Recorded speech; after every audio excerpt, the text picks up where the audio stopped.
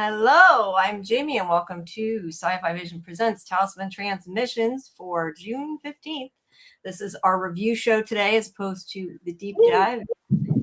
Missed our deep dive, you can restream that, of course. That was last night. We have just a quick rundown of the week. We do have Fandom Access tomorrow at 10 p.m. Eastern, so make sure you join us then. And following that, we have our watch party for the Widow's Bay finale. Our Widow's Bay show is Thursday nights. But please make sure you like the video, subscribe to SciFi Vision, hype if you can. I am pretty sure it's going to be this week that Jamie McGuire, who plays Smiley, is coming. We're setting up a day, so that'll be very soon. So stay tuned for that. And my interview with Pega, as well as the second part of the Julia Doyle interview, will be up after the, well, no, I take that back. The one with Julia Doyle part 2 will be up after episode 9. Pega's will be up after the finale. And well, somebody has their TV on. No, sorry. I dropped my phone and all these videos started playing. That's okay. The other thing, and this is good news I just found out today, tomorrow I am talking to John Griffin, Jeff Pinkner, and Jack Bender.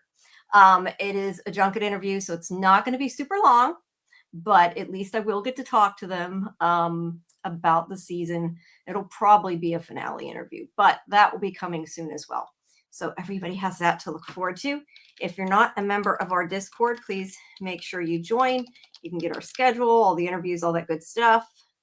And yeah, this is episode 8. We're almost done with the season, guys. Pretty far along. You heard me talk at length yesterday. What did you think, AJ, while Karen's doing whatever she's doing? What did you think of the episode? Karen's booing. I'm booing because the season is almost over. Oh, okay. You know, I actually feel the opposite. I'm glad the season's almost over because it means we're that much closer to season 5, which means we're that much closer to all the answers. And then I can tell certain chatters that he's not even here, so I can't even make jokes. He's wrong. Yeah. He's not here. I'll say it again later. Hey, Kimberly. No, it was another good episode, you know. I do have one complaint though. Just one? I have more than one. All right.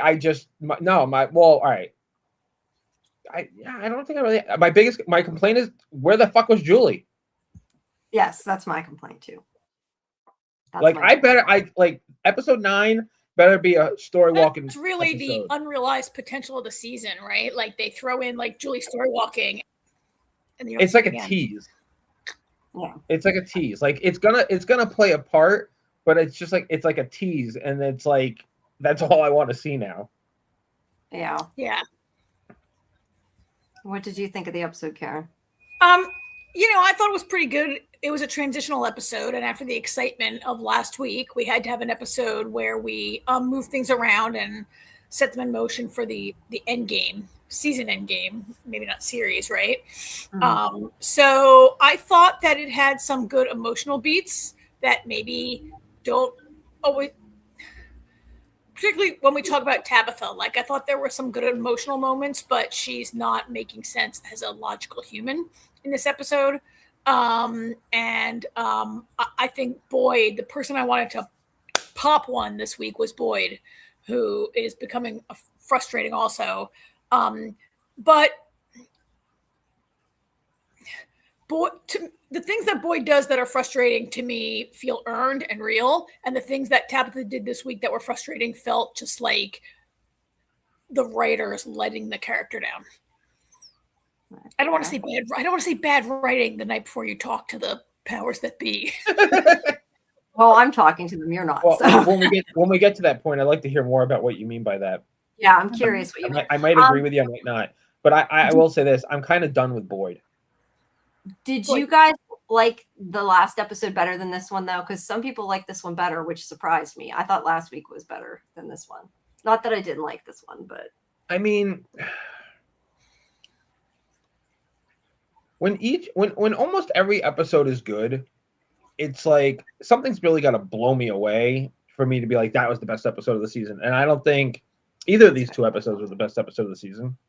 I don't remember which one I think it was, but I don't think it was either of these two. Or maybe it didn't happen yet. Yeah. Okay. I think people like this week better than last week. That's interesting because, in some ways I feel like, and I'm not speaking about anybody individually watching this right now or any of our regular chatters out in the world. A lot of times people prefer the action. The action episodes are always the ones that get ranked highly over the more character-y episodes. I was thinking today, I was thinking today about the characters who really have had an arc and development, and the characters who really haven't. And Boyd is one that has had he's got an arc throughout the 4 seasons. And I was trying to think of who does and who doesn't. And Boyd, yeah, I mean, I guess Boyd is plot armored, but to me, Boyd's the one this week, right? Boyd's the one this week that needs to be get a grip on himself. Yes. I think Boyd eventually gets the Jack Shephard treatment. Yeah, probably. He probably does. Anyway, Jimmy, you asked, do I think this was, which some people like this better? I don't know if I like this better. I can't really compare them. I don't know that I can compare that kind of action-y episode to this sort of more smaller moments and characters separated. We talked last week about how much the characters were talking to each other, and this week they're just kind of talking at each other and opposite each other. That's fair. Yeah. I mean, I liked the episode. I just still liked 7 better, but not everybody did. I liked it. But yeah, right. I don't know. Speaking about This might have been the greatest shot of the episode where we open on dead Roger's doll face. That was kind of awesome. Yes. Poor Roger. We barely knew you again. The totem through his chest. I still say those look like teeth, not all stitches, but it doesn't matter. I know. I'm just showing you. I'm just saying. All right. So yeah, is Roger dead? They're going to burn his body and make sure he's dead this time. Yeah. That is Boyd's suggestion. They talk about the fact that people are arguing there because, as Donna says, now everybody knows that, the totems, or not the totems, the talisman won't protect them from everything in the town. And if they hadn't intended to tell everybody about this thing, I mean, I know they told everybody about the whole reincarnation, but if they hadn't intended to tell everybody about the nightmares in the forest, they kind of were, it was told to them. They didn't have a choice. So now everybody knows about. Are you kidding me? Hey, Patty, what happened to your face? Well. Okay, that's a good point. But I'm just saying, I mean, it kind of was done for them. They didn't have to explain it and say, hey, yeah, there were these crazy dolls that killed Roger. So yeah, people are getting scared. They're getting antsy and they're arguing because you can see in the background, these 2 red shirts are arguing. But the other part of this scene is that Sophia goes to Boyd and she's like, did the totems work? When you went to go hunt. Yeah. And it's like, yeah. I mean, look, I get it, but at the same time, it was kind of annoying, and it's like we all know that she knew it; they didn't. She's my least favorite character on the show. She's like, that's too bad. All she does is walk around looking creepy, and she has to turn back into Man in Yellow to do anything interesting. Well, that's because there was a reason for that. I felt. I know, but Sophia, all she does is walk around being kind of weirdly creepy, and no one picks up on it, right? Well, that's because a lot of the stuff she does, nobody sees but us. Okay, are you trying to talk me out of my least favorite character? No. I'm not trying to talk you out of your least favorite character. I agree that she doesn't do much, but I'm just saying you have to remember, not everybody sees those creepy grins and sneers that we see. Okay. All right, yeah, fair. Everybody sees the innocent Sophia. I do also feel, though, like at some point, somebody's got to notice, right? I mean, I think we all feel like that as viewers, but you are right. They're not seeing everything we're seeing. So I think that it's annoying people where maybe it shouldn't be if you really think it out and think it through. But yeah, I mean, we want somebody to see it. We've talked about that before. Hopefully somebody soon will figure it out, what's going on at some point. I mean, we're getting near the end of the season, right? They have to pretty soon. Just Me prefers Man in Yellow over Sophia. That's fine. We got I think- both this I think episode. everyone Well, does. I think everyone. It's a different dynamic though. Man in Yellow is menacing, whereas Sophia is playing this docile little creature that nobody suspects. You know what I mean? I feel like if Man in Yellow was, if it wasn't for Victor and Man in Yellow was in town, I do think that people would be going, "What's up with Okay, that guy?" but I'm not trying to say I like her less in comparison. Sophia's just boring to me. No, I understand what you're saying, and I agree. See, I thought after last week, like to me, last week made her a lot less boring because she was starting to do things. I mean, Right? she caught Yes, last week, and now this week she's boring again. Okay, well, she's flying under the radar. I do want to see her cause more havoc and quit just being her, little docile self. I want to see her, I guess. She's stirring the pot, but not stirring the pot, but stirring it more out in the open. Like I want to see her do More active, like last week. Like start a fight. Like, oh, you mean like? All right. So, Anyway, all right, moving on. Yes. All right. So then, okay. So they're talking to Dawn. Boyd says she should be in bed, but she can't because everybody's freaking out. All that justice for Sophia. So then Ellis comes in. This conversation gets cut short because Ellis comes in and he wants Donna and Boyd to go upstairs and talk about what's going on. So once again, we have at least some characters sharing information. I do like they keep talking to each other. I mean, they need to like kick Sophia out of the room, but yeah, I do like that they're talking to each other. Fletcher's happy because he thinks his theory his theory's still wrong. I don't know what his theory is. So anyway, yeah, we'll talk about it a little bit more when we get towards the end of the episode. But yeah, it depends whether Fandom was right, I guess, or not. But yeah, he calls them up, or he takes them upstairs so she can tell him what's going on. We also have Acosta who asks about Roger, and Boyd says to burn the body. I love Samantha, but I wish they'd give Acosta more to do. Like Acosta still has done nothing this season, really. Yeah. Which agitates me because I keep waiting for her to do something. I feel like. You know what I don't like is she had the ambulance moment, and ever since then she's just been kind of like, I'll go look through some boxes. Hey, what do you want me to do with this dead body? Oh, burn it. Okay, yeah. Oh, look, I found a Viewmaster. It's like they drugged her. It's like they gave her fucking suicidal up to like a little bit ago. So look, I can maybe put a little bit off on that she's depressed, maybe, but yeah, she needs to do more. No, the problem is there are too many characters for everyone to have an interesting thing to do. Yeah, there's that too. Some people, so that the others can have more lines. Well, yeah, I know, I agree. And that's what I was talking, I think it was Jen I was talking to the other day. The thing is like we complain because I can't wait to see Acosta do something, so much talent going to waste with her character. We all complain because they keep bringing characters in for like teeny tiny amounts of screen time, not enough to see them do anything. And I kind of feel like I would rather them wait and devote to the characters we need to see and then go back to them and get more time, individually when they're ready for it. But the thing is, I know how much like we complained constantly with Fear the Walking Dead because you wouldn't see a character for like a month. And so it's like there's the balance that you got to make somewhere in there to make people happy. You can't ignore the characters, but you can't, bringing them in for little tiny bits that don't make a lot of sense. I don't want people to die, but the more I talk about the show, the more I start to realize we need to thin the herd a little bit, just because there's too many people to have on the show.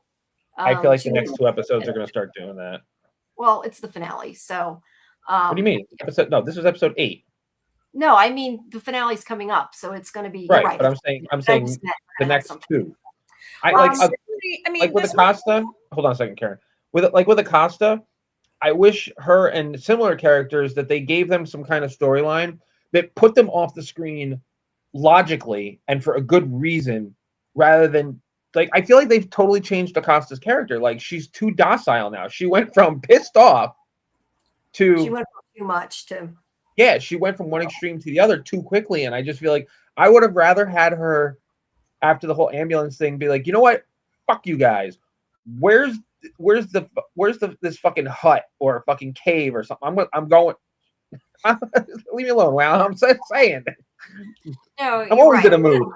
That's why I said my only thing I can say is No. if she was suicidal, so maybe Put she's give these people something to, like, not for nothing. What they're doing with them going through the stuff, looking for evidence, for information about the Man in Yellow. That's perfect for characters that you want to put to the side, that we don't need to worry about, that we don't need to think about. But with Acosta, I just feel like they changed the character overnight. Well, I mean, That's my point. she was being annoying. Petty's right with you there, Jamie and me. Petty got a kill list, which includes Victor and Henry. Goodbye, Victor. Goodbye, Henry. No.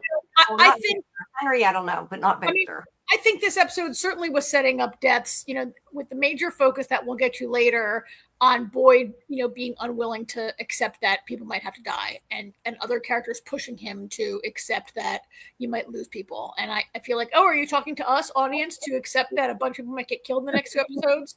That would be fine. I hope so. You know what I keep thinking? I'm looking at this picture and I keep thinking it's not a main character, but they could have killed Patty instead of done what they did. But Patty's like awesome, right? And she's like another character now they've almost added, because we didn't even know who she was. And now Nikki and Paulo. Huh? I said she's Nikki, and her and Roger were Nikki and Paulo. Yeah, they are. But I like Patty. She's funny. And she, as Jason pointed out last night, at least she has a seat now. They're not making her sit on the floor, which I didn't even notice. But yeah, they're gonna go talk to Fatima. Then we have this. What, Karen? They go upstairs to talk to Fatima. Yes. So she explained what happened to Kenny, and she did say, so now we know without a shadow of a doubt, she did say she saw through his eyes. I know we had talked about that last week. Yeah, and, that last week, like, was it? Yeah. So now we have an answer to that. Boyd's kind of questioning it, but she knows that Kenny survived because of her. And she says she felt something go cold inside her, and then she saw these marks on her stomach after that happened. So something is going on with her. She's just having an allergic reaction. That's all. Yeah, that works. Allergic reaction. I had some thoughts about this. I guess I'll share them. Go for it. Well, I mean, one thing, when she has something going cold inside her, I kind of wondered if, like when she had that kind of emotional outburst last week that seemed to, like, maybe strengthen the connection or exercise that connection, like if that, like, has caused this reaction, like is the price of working through Smiley, of saving someone, like her own health, her own life, right? Like there's a price to that connection, and this is it. I also kind of like when she thinks, am I turning into one of them? Well, okay, we'll talk about that later. I don't want to, like, overrun the conversation in the clinic. Yeah, because I feel like there's a big conversation to be had. So let's wait to get to that a little bit. All right. So, whoops, where'd my pictures go? I lost them here. All right. So the next scene is Ethan and his pictures. So Ethan is drawing like Victor does, because he said he wants to remember so that when he's alone and everybody else dies, he won't forget the people of the town. And his mother, of course, tells him again that's not going to happen to him, which she says quite a few times. And look, we talked about this yesterday. I mean, should she tell him, be more open with him? Maybe, but I also understand it's her kid. She doesn't want him to be scared, and she's trying to fix the fact that he's terrified. And, but yeah, Ethan is actually, I don't think he's as scared as she thinks he is. Like, he's like, no, I need to be prepared. This is what's going to help me. I need to take care of this. Victor's going to tell me what to do. But as a mother, she's kind of horrified by that, which is what a lot of the episode, is about later on. You know what I think's funny is he's not, hey, I need to be prepared just in case. He's more morbid. He's more like, I need to be prepared because it's going to happen. I think he's quite the little pragmatist and planner in this episode. And, Jamie speaking to, Tabitha's doing the things that you do to, like, reassure your child, protect your child. But those are the things that you do when you live in your normal suburban house and your kid is afraid of like what they just saw on the news. Like when you're living in like, you know, a hell dimension, and the kid understands his reality. Like I feel like sometimes when she's talking to Ethan and reassuring him, she's also partly reassuring herself. True. I could see that. Yeah. Yeah, no, because she doesn't. She's scared that Victor's right. I guess there is probably a big part of that, and she doesn't know how to handle it. So, but yeah, I mean, like I said, I can see both points of view. Like, part of me feels like she should be a little more honest sometimes. Although in this case, she really doesn't know what's going to happen. But sometimes she could be. But it's still, I mean, it's still your kid. You don't want to be like, yeah, we might die. Like, that's not really healthy either, right? Like, it's kind of hard to go either direction with that. Yeah. But yeah, he wants to be prepared, and that's why he is drawing everybody. And okay, wait, sorry, I gotta skip to the next scene here. Okay. So this is them taking Fatima to the clinic to see Christy. That's pretty much all that scene is. It's not really anything important. All right, so this is the other big storyline that's going on in the episode, which is Jade's plan, I guess. He's got his tunnel map, which again, Boyd's like, why didn't you draw a map? It would have been easier. But see, Boyd's a dick because it would have been easier for Boyd, but Jade's mind works. Like, this episode is about Boyd, like, getting on people for like not doing things the way he like. Nobody can do anything right. Yes, basically, right? Like, like he explained last episode, my mind works this way. Yeah, which I did think was kind of funny because it was a little bit of a callback because I was waiting for Kenny to be like, "That's what I said." Yeah, Kenny did say it first. Yeah, I just think it's kind of funny though, because you're right. That is the way that it made him easy to do it. But I feel like probably after he figured out the map, he should have drawn it out on a map so other people could understand it. But you know what? Yeah, that's their hang up, not his. The big difference, I feel though, is Kenny said, "Hey, why don't you just do it on a piece of paper?" And Jade explained, you know, how he needs to, and Kenny was like, "Okay, all right." Boyd was like a dick about it. Like he was very aggressive about it. Yeah, he's a total jerk in this episode. Yeah, he is. He's I understand he's coming unraveled, but you know. Yeah. But you know, Jade's trying. That's why too. It's like you asked Jade to do this. He's doing exactly what you asked, and you're like yelling at him at every turn. So yeah, Jade tells him that there are a few different scenarios ranging on a scale of safety and complexity. He can tell him the simple and super dangerous ways to go, or the safer but more complex and possibly impossible ways to go. And this is where Boyd realizes from what he has constructed there that the tunnel is that if the tunnel's the only way in or out of the chamber, there's only one way in or out. They don't have a plan, because he's saying that like they're fish in a barrel. You can't go into that chamber and then have no way out of there because they'll end up blocking them in there. And he says, you know, even if you can get past the monsters, not wake them up, dig up the bones, like how do you get back out if they wake up? Because there's only one exit. And I get, as like a military person, he's not wrong, but I think like that's what this whole episode is about, is the fact that no matter what, not the whole episode, but I mean the whole part with him, is about that like he was never going to be satisfied with the plan. Even if there was 5 different ways to do it, Boyd was going to say, no, it's too dangerous. I feel like no matter what Jade said to him, which is why he's not even really listening to Jade through half of it, which is part of the problem. And Kotri at least calls him on later. Because yeah, he does not want anybody to die. And like, I can appreciate that's the way you do things in war, and that he doesn't want people to die. But that's kind of the point later. Like, if you don't take a chance and let some people die, nobody's going to live. They're all going to end up dying. Also, that's the thing, though. Let's remember. Go ahead. I'm sorry. No, you're good. People die in war. This is fucking war. You know? And I really think, like, Boyd wanted Jade to come out of his mushroom trip and be like, "Oh my god, it's so simple. Click your heels together 3 fucking times, and we'll all go home." Yeah. I mean, I'm not aware. Did I miss a part where Boyd served in action? Boyd was the quartermaster, right? Boyd's job in the army was Mr. Loaves and Fishes. He was the quartermaster. He was like the director of supply. The quartermaster is the director of supply, right? He's a supply chain guy. He was not a general directing the infantry on the field. I understand that he had some training, as everybody in the military does or whatever. But and you know, and like we all he did see action. He did see action though. Okay, but he told that story. I forget the story, but there's a story about a bunch of people dying.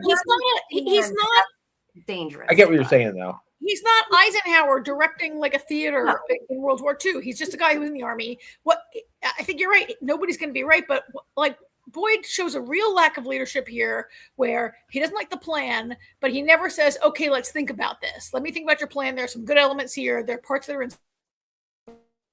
Whoop! You froze. You went out for a minute. Oh, more than a minute. Yeah. She froze. Yeah. Well, we'll keep talking about it. She can finish that thought one back. Yeah. I had an internet blip. Now she came back. We didn't hear anything you said, Karen. Right. Well, I'm just talking about how Boyd offers nothing. Boyd's like, your plan sucks, but he offers 0 suggestions, no encouragement to refine the plan, no let's work the problem.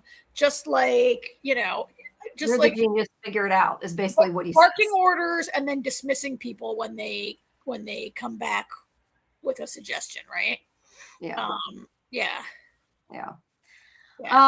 Yeah, that's why I said I think even if Jade had a perfect plan, he still would have said this is a bad plan. I feel like it was never Petty was a quartermaster. Okay, I don't mean to diminish like the role of the quartermaster in a war, but I'm just not aware of Boyd being like like Boyd was in the army, and I think Abby was in the army also, right? But I don't think that Boyd is not like, I mean, Boyd's a leader here. So I apologize for not knowing like what people do in the army and the military, except for what I see in movies. Yeah, right. Like in MASH, they always had to call the quartermaster to get a pizza oven. Yeah, I don't think that's what they do for real. Oh yeah, I think you're right. Fletch, yeah, that's right. He was a Marine. He was Army though, right? He was Army. He was Army. Abby was Marine. At any rate, whatever he was in, whatever he did in real life, he's just not exhibiting good leadership here. He's not. But he's not wrong with what he says either. He's just not, like you said, I agree with you. Like he's not offering options. He's not saying, let's figure it out. He's just saying, you're wrong, do better. And he says it multiple times. He says it to Jade. One time he like literally says, do better. The other time he says, you're the genius, you figure it out. Like he's being an asshole, and he's not. And even Kenny says to him, you didn't listen to anything Jade said. Like you were going to say it no matter what. You were going to have a problem. But yeah, at the same time, I do get it's dangerous, but they have to be willing to take some risks, or nobody is ever. Well, yeah, I mean, as soon as he's like, is this the only way in and out of the cave? And he's like, Jade's like, yeah. And Boyd's like, okay, conversation over. Like, he didn't even say, okay, that's a problem. We need to work the problem. You know, he just said, nope, oh, all done. Yeah. Come up with a new idea. Yeah, but Jade is trying. But yeah, all he says to Kenny when Kenny says you didn't listen. There's the picture of the thing. When Kenny says that you didn't listen, he says, you never go into a hostile space without a secondary exit. That was his answer. That sounds like a totally reasonable and good thing to point out here, right? Yes, that's why I said he's not wrong with what he's saying. He's just not fixing for things, I guess. But Kenny says to him, you know, we told everybody that this is how we're getting home. We need to figure something out. Like, you can't tell the whole town. I get Kenny's point of view. Like, you can't tell the whole town if we dig up the bones, we go home, and then not figure out how to do it, because I know that if they don't, somebody else is going to try to do it and get killed, right? I think that's, at least to me, that was kind of where Kenny was going with that they have to figure out something. They can't just now be like, oh, never mind, not going to happen. They have to figure out a plan. But he does say, you know, if we're going to do it, we got to do it right. I'm not going to leave people down there. So yeah, his goal is to save every single person, even if that means they're stuck there forever, I guess, because he's not thinking it through. But this is when he hears gunshots, and Kenny clearly does not hear the gunshot. And Boyd just kind of brushes it off, and he's like, I got to go to the clinic, right? And Kenny doesn't even know anything's wrong because he doesn't tell him what's going on, that he's hearing these gunshots of when he shot his wife back, years ago. So he is breaking more and more in this episode, and at the point he's almost broken, I think. So he's becoming less of a good leader, and I really think, and I've said this before, I think Donna should be leading, but now Donna had a heart attack and she's hurt. So I don't know, but maybe Kenny then should be like, I think I need to try to figure it out. Not that that would go down well, but Boyd's kind of. Yeah, there's a couple great comments in the chat right now. Just Me is pointing out when Swing Coat Lady said, "You were never the smart one, Jade." She said that a long time ago. I think that was during his vision, wasn't it? Yeah, I think so. Was that when she said it? Yeah. And Petty points out that Boyd traded Kenny, and Kenny's like kind of, Kenny's always had some good, quiet leadership that he is reluctant to exhibit. Like he stepped down from the deputy. And Fletch a year ago said Boyd would have the same fate as Kenny's father. And here we are. Boyd isn't okay. Well, Kenny's father had dementia and Boyd has Parkinsonism, right? Which begs the question. Christy said that back then that Parkinson's giving somebody dementia would not happen this quickly. So it makes me wonder, is it that the town is somehow like making it go faster? Is it that it's in his head and he really doesn't have any symptoms from Parkinson's and like he just thinks he does because the town's fucking with him? Well, I said that last week. Is it supernatural? Yeah. I mean, I think he has Parkinson's. He had it before he came, right? I think he has Parkinson's, but I mean, we're going to see throughout this episode. I think, they have Christy and they keep going to Christy, who was 3 years of med school. She's what they got for a doctor. And they keep seeking medical solutions to problems that like, it just seems ridiculous to me. Like these are supernatural problems. And there's no way to tell if Boyd's problem is legitimate advancement of disease or supernatural. I think it's supernatural, a lot of it. And why do they continually seek a medical explanation for these things? I do think, maybe I'm wrong, but I think that Boyd knew he could get Parkinson's because of his father, but I don't think that he ever was diagnosed. So he's a Christie diagnosis? I believe so, but somebody can tell me if I'm wrong. I want to bring up, I didn't realize we don't have any more about Roger really. So I want to get to this one now before we forget and miss it. Fletcher had said, I think those two giant dolls that escaped the settlement will come back in the finale and finish the Patty job. Do you think that we're going to see them again? I do not. I don't either. Although when they go back to the settlement. Although when Victor whipped out two dolls this week, it did make me like think about. Oh my God, I called that.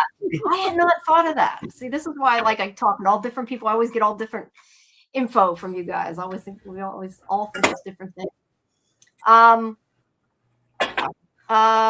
Kimberly said, I agree with Karen. I think it's Parkinson's induced from Frumville. He was never diagnosed with it, just told that he could get it. That doesn't mean he will get it. So I thought, and those two giant dolls ran away and won't pop up again. I don't know. I kind of feel like they might, but probably not this season would be my. I don't see them coming to the town unless they're already on their way, and because it's going to take them a minute to walk here. I think if they go back to the settlement, they absolutely could show up again. Otherwise, I don't see a logical, smart reason for them to show up again. Yeah. I thought they were kind of dumb. Step up. I think somebody needs to step up, either him or Donna. We need to do it before it's too late, because I feel like I kind of question, are they going to get to the point where Boyd is going to be like, no, I'm fine, when he's not, and not admit to anybody what's going on and make things worse? I could see that happening. Well, at least he did go to Christy and say, hey, listen, I lied to you. Yeah. She's like, come to me. And then he does. And she's like, I can't do anything. Of course, she can't. This is just what I'm talking about. The idiocy of seeking medical solutions from they expect her to be a specialist in everything. She has no equipment. She has no drugs. She has her education. In this episode, she annoyed me a little because I think there are some ways in which Mariel is more experienced and has like more training in certain, like Mariel was working at, Mariel was working as a nurse. Chrissy was working as an EMT, and she's trained and she has 3 years of medical school, but they just expect her to be this like specialist in everything and have an answer for everything. And when you're in a town like this and there's only a nurse, they're the doctor. They know everything, right? Yeah. This is true in all shows, not just in this. Patty says that I think she means Boyd, took everything this place throws at people. It's already probably threw at Boyd. Even the Abby thing, I think Boyd simply did not break. So back off. I think Boyd hasn't broken yet. I just question that he's getting close to the point of no return. I don't know. That's kind of. I want to address Just Me's question real quick. How did Frosty the Snowman see with button eyes? That's not an answer, AJ. Yeah, I don't. I didn't say I had an answer. I said I wanted to address it. I don't think Roger could see. I think that's why he was going like this. But as for the dolls, see, I don't know. They're magical dolls, so I'll defer to you guys. If Boyd, I didn't see. Oh, okay, here it is. Wait, did Boyd's condition get worse after the worms? And is it the man in yellow putting visions or feelings into Boyd?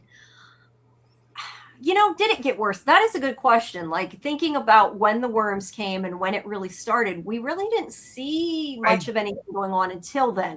I tend to think it's more a coincidence rather than a causation. Yeah, I agree. Because it's just been a progression. It was a slow progression, and now it's starting to ramp up. Yeah. Especially now that Man in Yellow is trying to break the town. Yeah, but is it Man in Yellow putting the visions into him? It very well could be. It also could be PTSD. Yeah, I don't know. We don't know how that works. I feel like it could be. It might not be specific things. It might just be the generalized whatever, and then Boyd's brain manifests whatever is going to drive him the craziest. Yeah. Yeah. Maybe we'll find out. Maybe we won't. All right. When we get to we'll talk about that, Fletcher, when we get to the hallucination, which will be there in a second. So let's first. Okay, so Henry is talking to Bacta. She's letting him make lunch there and is trying to help him out. And then his song Blue comes on the radio to freak him out. Look, this happens a lot. And he remembers, when he was with Tabitha, and we heard that that's just kind of to tell us, like remind us about the song, I guess, more than anything. And so he, is trying to freak him out, the town, I guess, at this point. But she's like, oh, it happens, you'll get used to it. So, all right. And then meanwhile, we have, I lost where was I here? Okay, we have them burning the body. I do think this was a good idea. I think they should have done this at the beginning.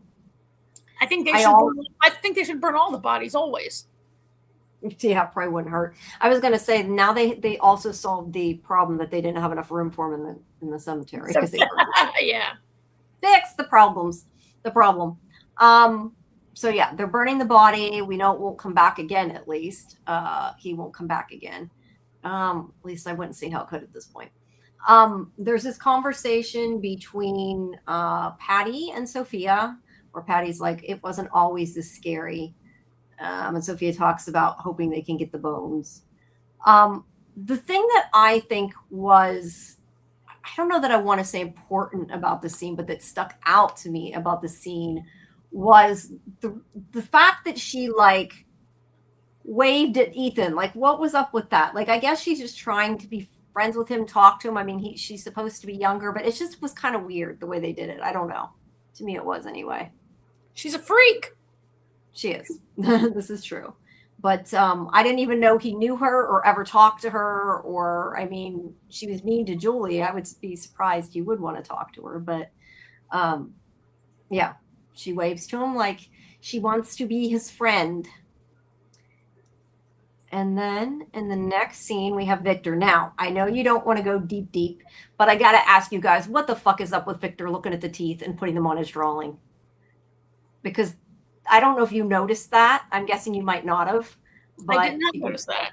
You can see it now. He had the teeth out. When Tabitha comes in, he hides them. He puts them back in the bag. So what do you think that means? And also, what do you think the drawing is? We were talking about that too. It looks like somebody, which he's about to color yellow. I gotta turn my computer like upside down to see it. I don't know what. I don't know what the. It's like head. it's like a big creature holding a little, like, is it like a big doll holding a person and trying to kill them? I gotta make this big. I think that's the man in yellow, I think, because he starts to color it yellow when she comes in. The chat, they're saying, could it be man in yellow and Eloise? I would say maybe, except for the fact that Victor said he didn't know what happened for sure to Eloise. That's the only reason I'm going to say it's probably not Eloise.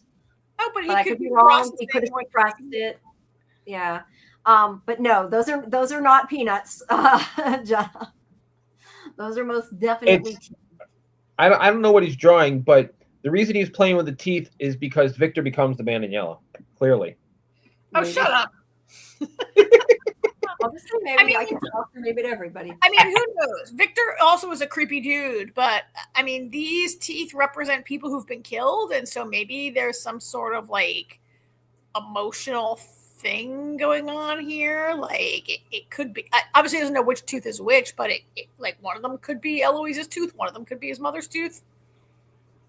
Yeah. So I don't know. I don't want to last on this too long, but I never would have thought about any of this had it not been brought up.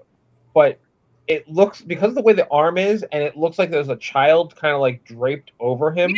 Yeah. That's it looks like he's spanking a child. It looks to me like they're bent backwards, but yes. It's Freddy Krueger. Now that you said or that. It's Freddy Krueger, because those look like claws on his hand. Yeah, he drew them when he had the man in yellow eating his mother. He had hands like that, so that's the way he had drawn the hands. And somebody said something about the ones that had hands were Eloise's drawings, but Eloise didn't draw her own mother getting eaten. Victor drew her because he said he did. So this is his drawing. But yeah, I don't know. It's weird, but whatever it is, the teeth thing disturbed me, and why he is using them, touching them, whatever. Is an issue. I don't know what it is. I don't know that I want to know what it is. All right, let's move on. Playing with the teeth. All right. So then we have Tabitha coming in, and like I said, he did put the teeth away right away. Tabitha wants him to tell Ethan that it's not true. He won't be left alone. Because he's scaring him, and Victor's like, I can't do that. So he refuses to tell him it's not true because he doesn't get it. You know, she's trying to tell him, look how much you've scared him. You need to fix this, but he doesn't see that. But like I said, Ethan actually, I don't think is as scared as she is. He's like, no, I want to know what to do. Can he tell me what to do? I'll feel safer if he tells me what I need to learn how to do. So she finally agrees to it, which is, I think, in this case, probably the best form, I guess. I don't know. I agree with you. Ethan doesn't seem that scared to me. Victor's scaring No, Tabitha. he doesn't. Victor's scaring Tabitha with her talk that she's going to die and her son. It's terrifying, I'm sure, for her to think that her son could be left alone in this place, his life at risk, and that he could like become the new Victor, right? That's got to be terrifying for a mother. Mm-hmm. I like Maze's idea. He's always been afraid of his memories. With having to mentor Ethan, I think the drawing in teeth is to show he's not afraid anymore. He does draw the things to remember, and before there were drawings he couldn't look at because it scared him, right? Yeah. So yeah, maybe I like that idea. I don't know that that's the case, but I like it. I do like that. Because otherwise I don't know what it means, but I like that idea. Here's some strong thoughts from Petty. Victor admitted to making things up, so what he says are possible lies. So I have stricken all of his statements from the record. I mean, when did he specifically say he made stuff up, though? I'm trying to figure out what. I don't remember him saying that, so I'm curious when he said that. But he is a very unreliable narrator, right? Yes, he definitely is an unreliable narrator. All right. Would you kill your son just so he doesn't have to be the lone survivor? All right. Fletch, you're in timeout. But I think that's actually an interesting question, though. I think if everybody was going to die and like you absolutely knew without a doubt everyone was going to die, maybe, but I feel like you never know that, and that you would want to try to save the person. But if like you were all on the cusp of dying, I could actually see that as a legit question. Actually, no, I was messing with it because I thought that was funny. But to be fair, has everybody here ever seen the movie The Mist with Thomas Jane? Oh, that's literally how that movie ends. Oh, yeah. sorry, I just spoiled it. Yeah. If you haven't seen it, I just spoiled it for you. But I don't like the end of that movie. But no, we're just teasing. But I don't know. I think it's an interesting question because I think that you don't want your kid to suffer. Well, I mean, or you kill your son so he doesn't turn into the Man in Yellow. There is that too. But I mean, this is very close to what Boyd was doing when he was counting the bullets, in case they all need to kill themselves so they don't, get eaten by monsters, or so they don't, whatever, right? Like that's close to what he's doing. Yes. All right. So then we have, let's see. So he wants him to help him. Then we go back to Fatima here, and this is where they do an ultrasound. And Christy is like, I don't see any internal hemorrhaging. And I love Allison's like, yeah, well, you didn't see the baby either. Well, and like, how many of us, raise your hand if you thought it right before Ellis said it? Yeah, exactly. Hey, Dieter. I got to try to remember this time you're Dieter. I keep getting him confused because now that it's From a Hall, like they both look the same. And I keep thinking he's Fletcher every time. Dieter's blue and Fletcher's yeah, I know. I see that now. Fletcher's black and Dieter's blue. So yeah, I appreciated that Ellis, even though it was rude, he's right. And at least Christy's like, yeah, you're right. I had no clue. But she's like, all I can tell you, she seems to be okay right now. She's not in immediate danger. And she did say, if this were anywhere else, I would say it was varicose veins from abdominal distension. You know what's funny? I don't know. That's the first thing when she first showed her stomach. I thought the same. I was like, she looks like she has varicose veins on her stomach. But my only question is, and I said this last night, if somebody got veins from abdominal distension, yes, if their stomach grew as fast as Fatima's could, it definitely could have done that. But she would have had the marks before, not now. They wouldn't all of a sudden show up. So that to me didn't make a ton of sense medically. I mean, not that I know everything about it, but I mean, if that's what she's saying. That she got her stomach. No, she said if we were anywhere else other than Fromville, that's what I would say it is. She said, but probably she's not saying that's what it is. She's saying this is what I would think it is. But Fromville changes everything. Yeah. Whatever. She's not a gynecologist. She's a third-year medical student. This is also true, but I'm just saying, all right. Dumb reason. But anyway, yeah, she doesn't know. She doesn't know is the answer. So this is where Fatima says, when you did I had written this down because some people, so they knew where, like she's talking about when Christy did the autopsy on Smiley. She's like, you said they were monsters. And also she said they were monsters too. That they used to be that they used to be human, she said too.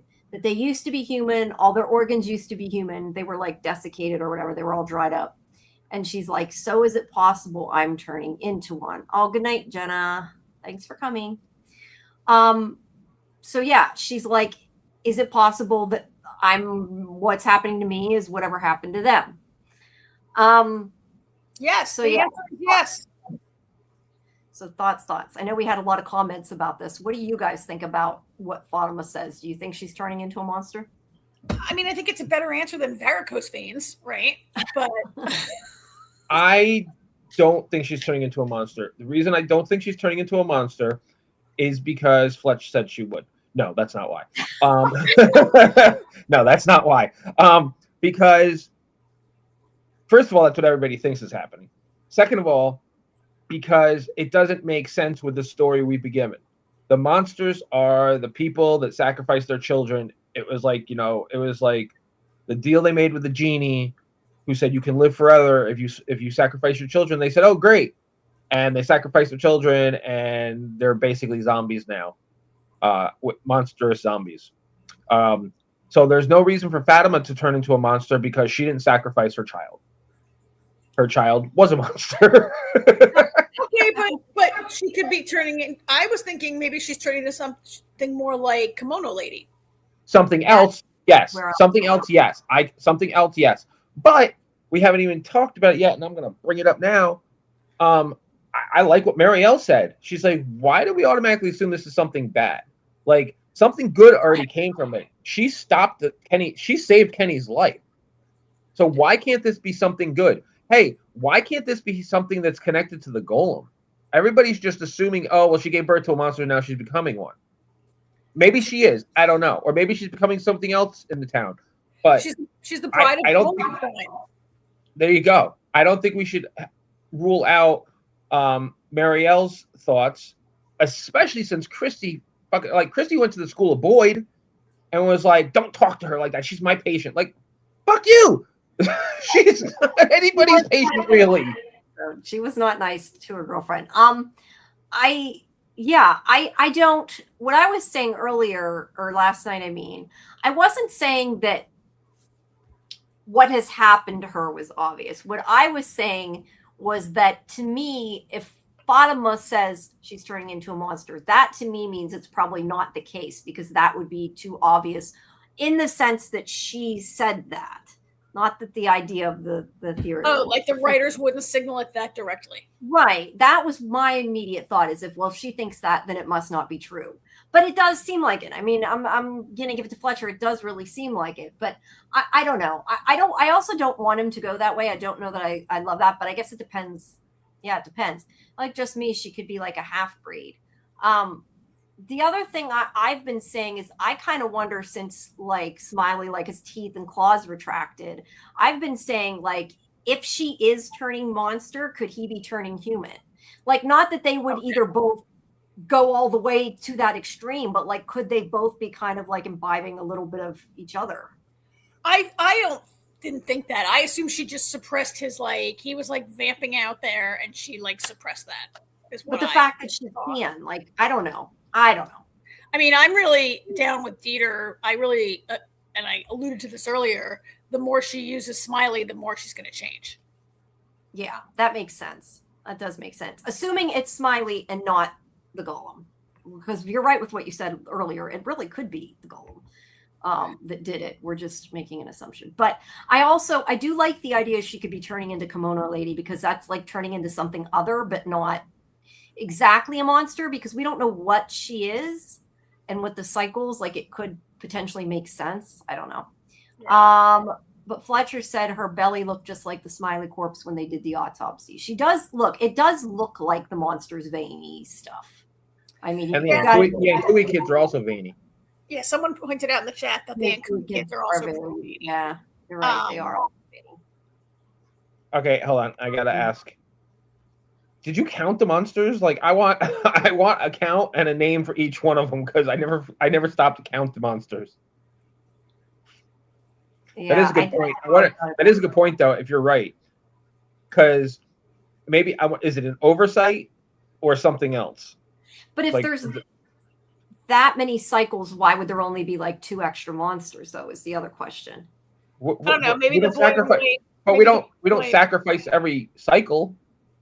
There's only one sacrifice. No. I mean, if the monsters became monsters when the sacrifice took place. Yeah, that's right. There would be well, actually, there'd be 6 sets of parents, right? Because Jade and Tabitha. No, because there's not a sacrifice in every cycle. There was the original. No. I'm not saying. I'm talking original monsters when it originally happened. If it was a mother and a father for each of the kids, except the last kid, that we don't know whether the last kid that wasn't sacrificed, Tabitha and Jade's kid, if that was 8 or 7, we don't know. So there's either 12 or 14, not 16. So like, what I'm saying is, if something like what's happening to Fatima happened to them, and that does do that, why in all the cycles did it only happen that many times, is what I was saying. Like, if it's the same thing, why would it only happen that many times? Does that make sense? I have absolutely no understanding of what you just said.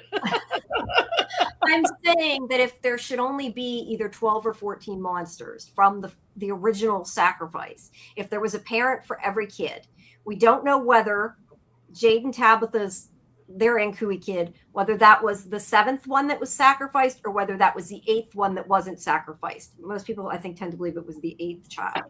So that would mean there would be 14 monsters, parents of 7 children. Right.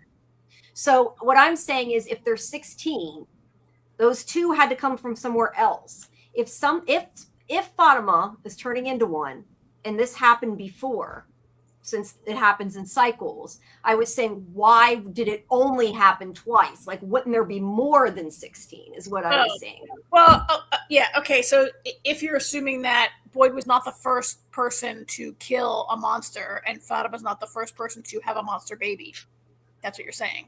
Yes. I'm saying, like, wouldn't there be more than that many extra? Yeah, we don't. Yeah, I thought maybe it was 14 though, because I thought maybe, I don't know whether their kid's the 7th or 8th. I've heard both ways, so I don't have the answer to that. But I don't know. Not every cycle is the same. That's why. Okay, that's fair. That's fair, Fletcher. And yes, Nivi, Jasmine did say that, and I've seen this kind of theory that maybe that came. Yeah, but Jasmine said she didn't choose to be this way. I didn't choose. I didn't know this is what's going to happen to me after I sacrifice my child. Yeah, right. Like I thought I was going to have eternal life and be young and beautiful and live it up. Yeah. And Patty, that is Jasmine. That's what you're saying. The other thing is, I've also heard the theory that some people are saying, even though Fatima didn't agree to it, they did technically take her child away from her. So could the town still consider that her sacrificing her child?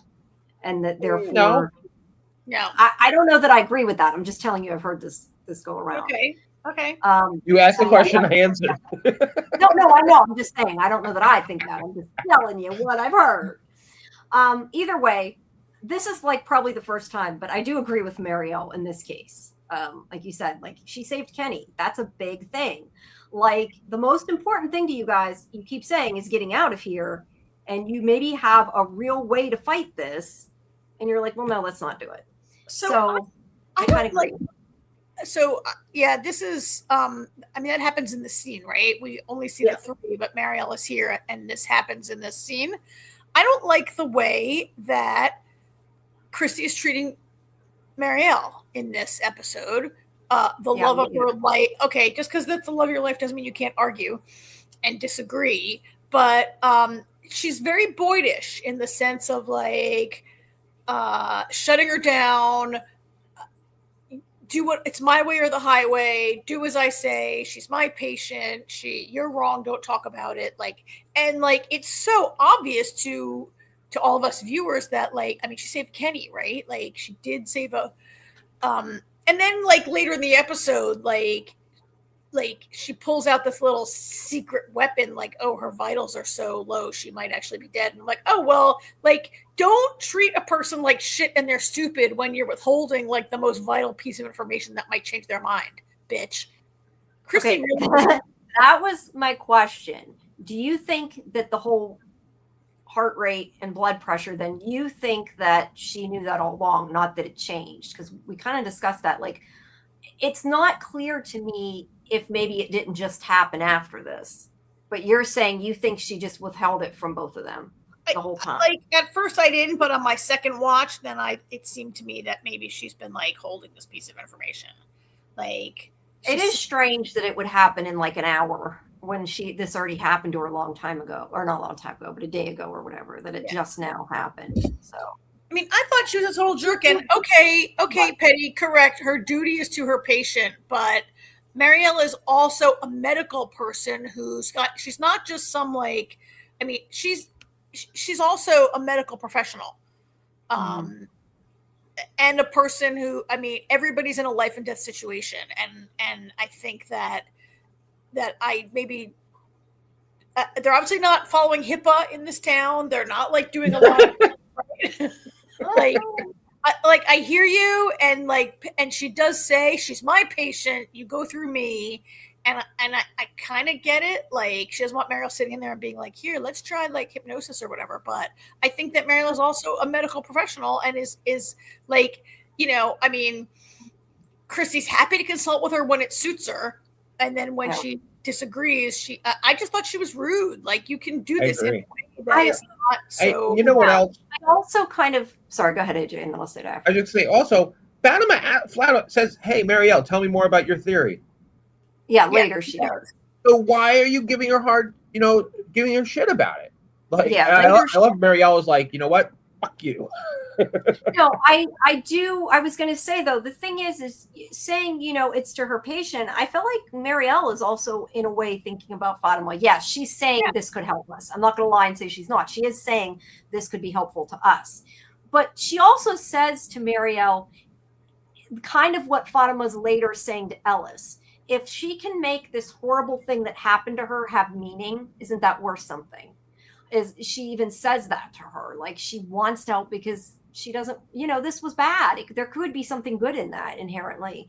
And you're just kind of like ignoring it. So, well, some of you guys who are regular chatters here have discussed, like, in the chat over the last couple of weeks, that Fatima's story arc this season is about her like losing control and seeking control and regaining a measure of control. And that's certainly, I was, thinking about that today. I was like, yeah, these guys are right on. That's definitely where it's going with her, right? Like, she built the golem because it was giving her a sense of control. Now she might have like more than a sense, but real control.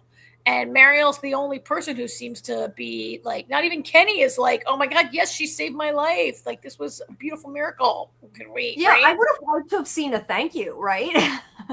Yeah. I know we didn't have time for it. I'm being facetious, but yeah. That was off screen. Yeah. Something that confused me too, and I was curious if they did hear her vitals when they did the ultrasound or not. Yeah. I don't know. I kind of, now that I heard Karen say that, it does make sense. To me, that she knew the whole time. The only reason I would say maybe she didn't is because she didn't act panicked in the same way. Like, later, she seems a bit more like something's going on, where now she doesn't, but she could be hiding it. You could. I don't know. They always, you go to the doctor's office to take your vitals. I go to the dentist, they want to take my blood pressure, right? Like everywhere you go, they're taking your blood pressure. And like, surely they took her vitals first thing when you see weird veins on someone's belly. Yeah. I've always been stuck on the boy in white never using the term parent describing the Nkui children. They were killed by the people they trusted. Is Smiley's birth more how the children were born made? That's interesting. He does say that. Yeah. You are correct. That is a weird way to say it. I hadn't really thought about it, but you're right. Sometimes I wonder if they try to make the script sound more. So, no, because that could explain why there's more monsters than 2 per child. Yeah. Because maybe it wasn't just the parents. Maybe you know what I mean? Yeah. And I actually was doing some research while we were talking about this and everything, and there was like somebody actually counted them. They were at 17 after season 1, and then saw they added 3 more after season 2. So there's like 20 different monsters that we know of. Let's see. Well, what I do see is that we have more people here than have taken a fraction of a second to hit the like button. So guys, come on, please take a chance, hit the like button. You know what the best way to hit the like button is? As soon as you log in, just hit it. And you open it. Hit and the show starts. Like. I think it's totally fair if you're new here and you wanted to take a minute to decide if you liked it, but now you're here this long, you obviously like it, so hit that button. And to be fair, you can change it, I think, after you all right. So always can. All right. So and if you don't like us, I understand someone commented up here that all right, anyway, all right, enough about this for now, right? Like this all-purpose hospital clinic where they apply modern medicine to supernatural problems. Yeah. And everyone's rude to each other. Yes. All right. Whoop. I lost my pictures. Okay. So, Ellis is mad though. He's upset because of the stuff she says, which I understand. He's upset. He doesn't want to hear things are wrong, so he's kind of he doesn't want to hear anything ever. Okay, that's fair. But yeah, he doesn't want her talking about something that could potentially be dangerous. He is Boyd's son. I thought he was very overbearing, protective male in this episode. We talk about Fatima wanting a sense of control. I love the part that's going to come later where he says, "I know how you feel," and she's like, "Really? Really? Did you give birth to a monster? I don't think you know how I feel." And then he finally actually comes. Whatever, we'll get to that. But I thought he was a bit like, people are like, "Oh, Fatima's our dear, beautiful flower who brightens all of our days," is how they've been the entire 4 seasons, right? And it's nice to see Fatima, she's been through this horrible thing, but it's nice that you're being like, "Look, I have an opinion and this is what I'm going to do." Yeah. All right. So then we go to Jade and Kenny, and Jade's like, we're not going to go down and just suddenly find a different way out. That it's been seared into his brain, and he knows that there's no other way out. And he's like, maybe they put him there for that reason, because we couldn't get him out. But the point is, he wants Kenny. He's like, Boyd listens to you. You need to tell him that with this plan, everybody might not live. And Kenny's like, I'm not going to say that to him. He's not going to listen to that. And he also says something that I think is really important, where he says, Jade says there's a reason nobody's ever gone out there. Maybe it's down there. Maybe it's because nobody's willing to make the hard decisions before. That's why nobody's gone home. Sorry. And then Kenny's like, yeah, but you're not the one that's going to go down into the tunnels and make the hard decisions. Like, he knows Jade does not intend to be one of the people to go down there. Oh, hey, Jen. Welcome. And Boyd Stevens. We got Boyd in the house now. Welcome. But yeah, what do you think about that? And I know earlier, let me see, Fletcher had said something. I think it was Fletcher said something about that the fact that Jade's willing to sacrifice others, but not himself. How do you feel about that? Like, I definitely don't think he meant that he was going down. I agree with Kenny in that sense. And Jade can be selfish, and he's not wrong with the things he's saying, but he isn't the one who intended to go down. So, well, that was. Go ahead, AJ. I'm sorry, I'm just jumping right in there. No, I made my little comment. You can go ahead. I don't think that was ever clear that whether Jade intended to or not, until Kenny says, "Oh, and are you going to be making the hard decisions?" Later in the episode, Jade does refer to when I lead people down there or something, or when I go down there. Later, he does mention going down there. I guess he's been, shamed into it. I think there's a question of whether Boyd would take Jade, whether Jade wanted to go or not. I think if Jade wanted to go, Boyd might not take him anyway. I think Boyd would have his hand-picked crew of who he wants, and I don't know that he'd pick Jade, despite Jade having been down there. We need Jade's brain.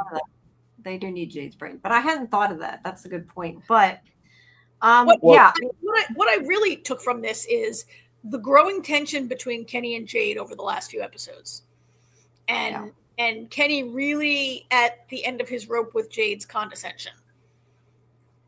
Yeah. Even if it does maybe change what Jade says and make him think about later, I do think at this point he didn't intend to go down. Like, when Kenny said that, I think Kenny was right. I don't think he did. I think that definitely may change, but yeah. Right. I just have one thing to say. I suggested building a door at the entrance and putting up a talisman before Jade said it. You did. When I was watching the episode, I said it to Damon, and then the next scene, Jade said it, and I was like, right? You mean in the chamber? You mean in the chamber? In the chamber, yeah. Since there's only one way into the chamber, I was like, just put up a door and put a talisman on it. They can't get in while you dig up the bodies. Right. No, totally valid. But I guess the problem is, how do they get back out? Is what Boyd's saying. Like, who cares how they get back out? That's the sacrifice part. Yeah, but if they can't get out to get the bones out, and not for nothing. How do we know that as soon as you don't you dig up the bones and you release their souls, that everybody doesn't go poof. You might not need to get out of the cave. You might just go home. Maybe. We don't know.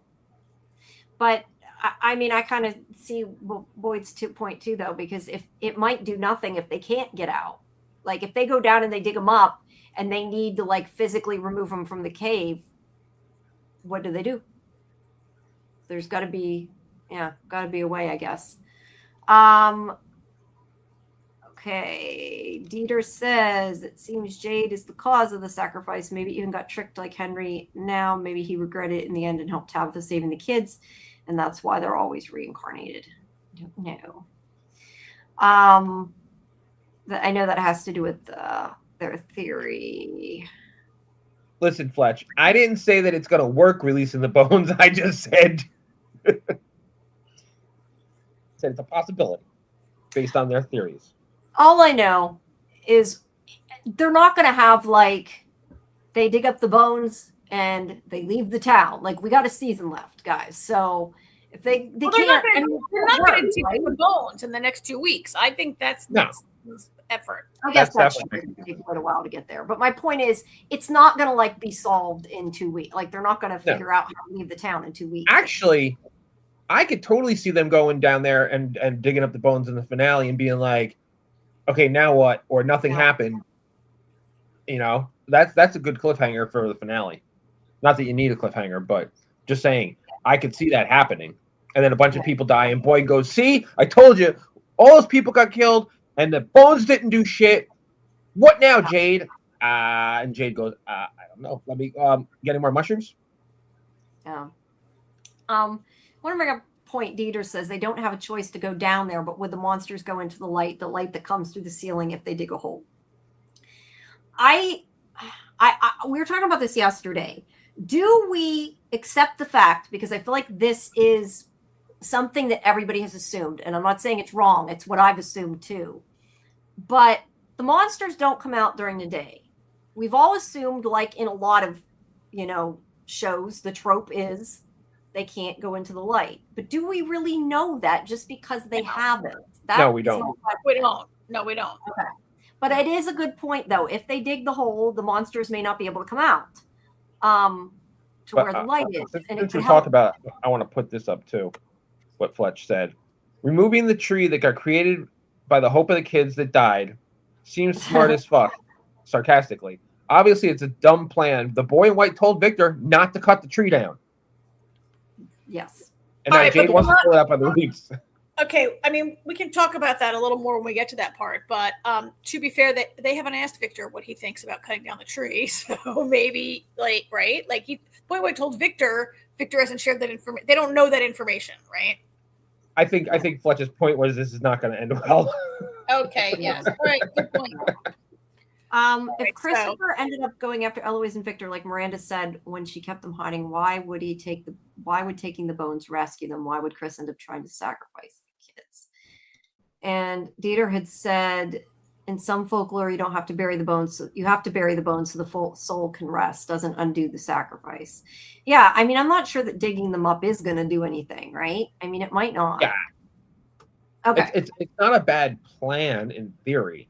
Well, I think the tree is a bad plan. That's the part that to me is like, why would you do that? This is a no-no. I do agree with Boyd on the fact that he's like, so you're just gonna rip this tree out by the roots? Like, how long has this tree been here? Think about that. I mean, I have a lot of thoughts. Are we at that part? Are we at that scene yet? Is this the scene where we're talking about that? No, I have a lot of thoughts about it, but I'll wait until we come No, he hasn't. He hasn't come to that conclusion yet. Yeah. All right, let's get a little bit further then. Okay, well, Joyd. I don't know why the hell I called him Joyd. Boyd and Are you Jade. Jade and Boyd? Yeah. Jade gets really pissed and has a temper tantrum and starts throwing things, which is how he later comes up with the plan. But yeah, he gets pissed off. I like that, Jen. Jen says you need to take the bones to the Lake of Tears. We need to find the Lake of Tears first. Then they can take the bones to the Lake of Tears. Not a literal lake. Yeah, we've got to find it first, but that is a good idea. Okay, so Boyd comes out. He's like, you told me to tell you. I'm telling you. I've been having hallucinations. I've been hearing things too. I can't be a leader because I can't trust what I'm seeing.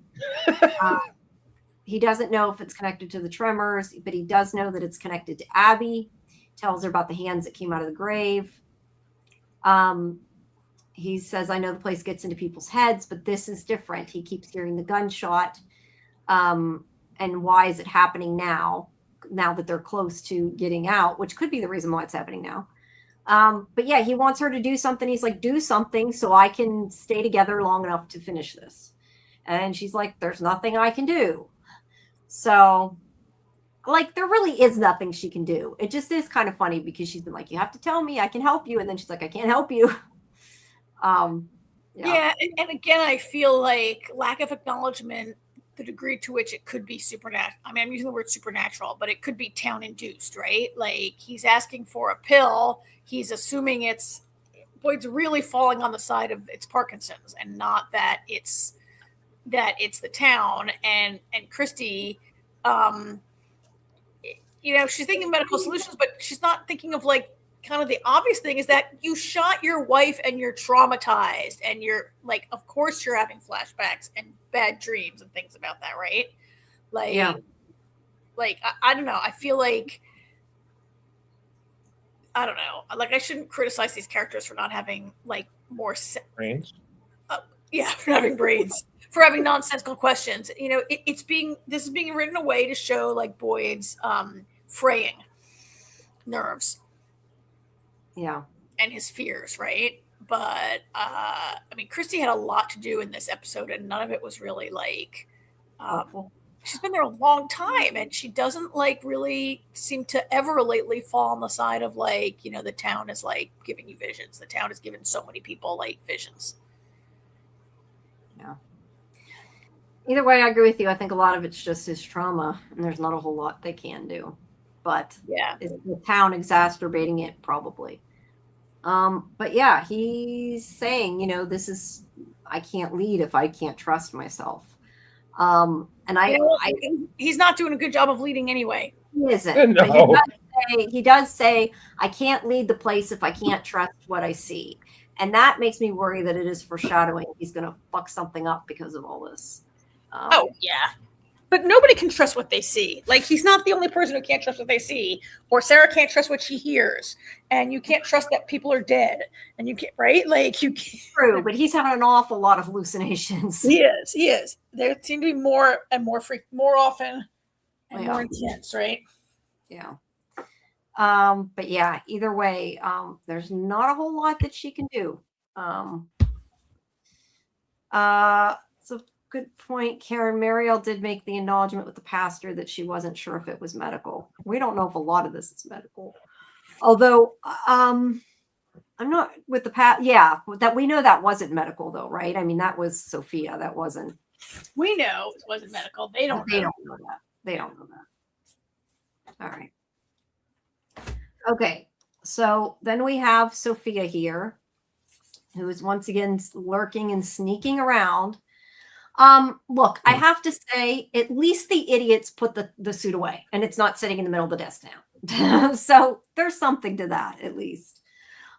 Because they've left it on the desk for so long and we were complaining about it. He did put it away. But she goes and looks for the suit. I love that picture. She's looking under the bed. She does eventually find it. I love how lovingly she looks at it. Yeah, it's like my suit. So let me ask you guys a question. When she's doing this, everything's still all neat. Everything's still in its place. So she obviously makes it look like she ransacked it after on purpose. Why? Do you think it's just a fuck with Boyd? Like, why do you think she did that? Because he wouldn't have even known she went in there otherwise. Yeah, I just would have put the box. I would have put the empty box back. It's not like Boyd goes checking on it every day. Yeah, if she had. I was a little surprised to see the box still sitting out when he came in. Yeah, but she had all his clothes like kind of out his drawer. Maybe she wanted him to know it was gone. That's the only thing I can think is like she wanted him to realize. You could be right. I don't know her. I don't know. I mean, it remains to be seen if Tabitha will come back to town and report that she's seen the man in yellow, Or will she like not tell anyone because it's so weird and she has to do stupid character things and not tell anyone important information, right? Like if Sophia can reasonably assume that Sophia's that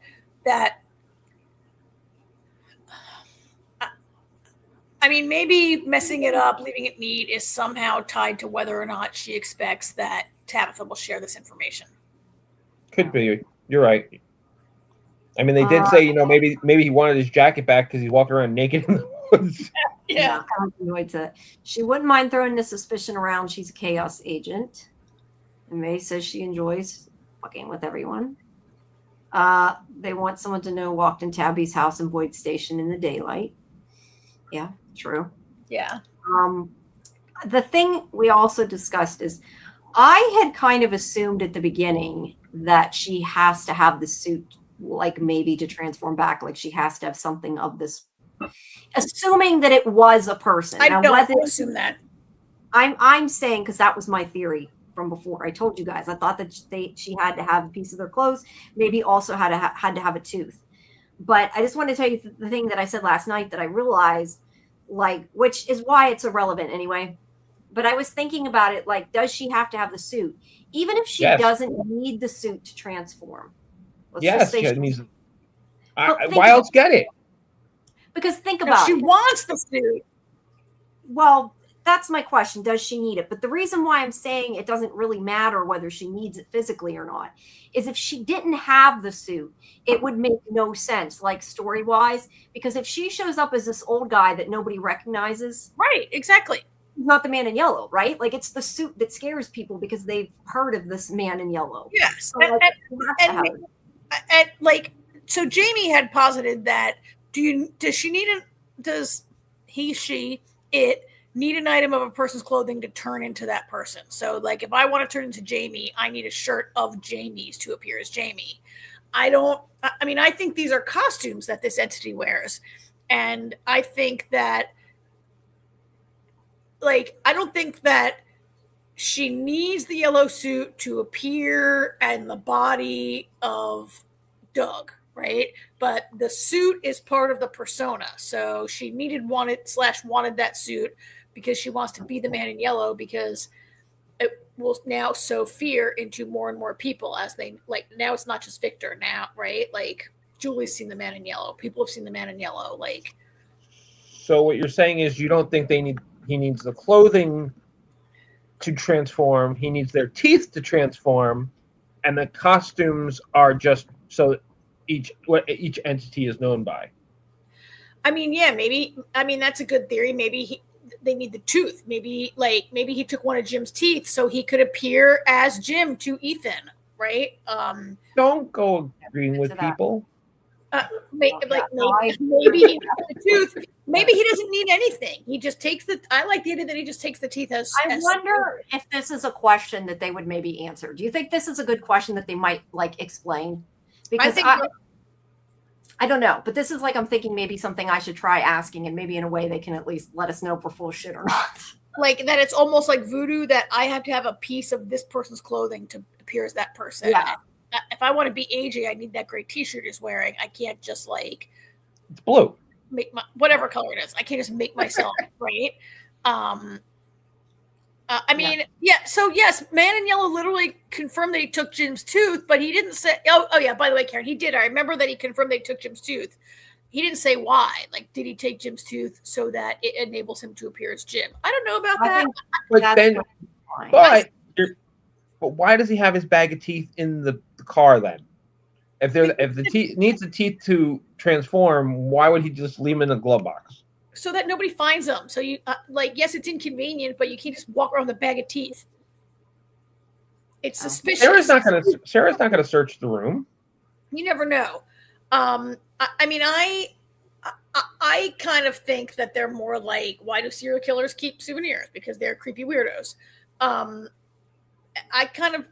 leaning right now that the teeth are there, and I'm leaning that this entity doesn't need a personal item to turn into you, but that she needed the yellow suit to appear in that persona to terrify Tabitha.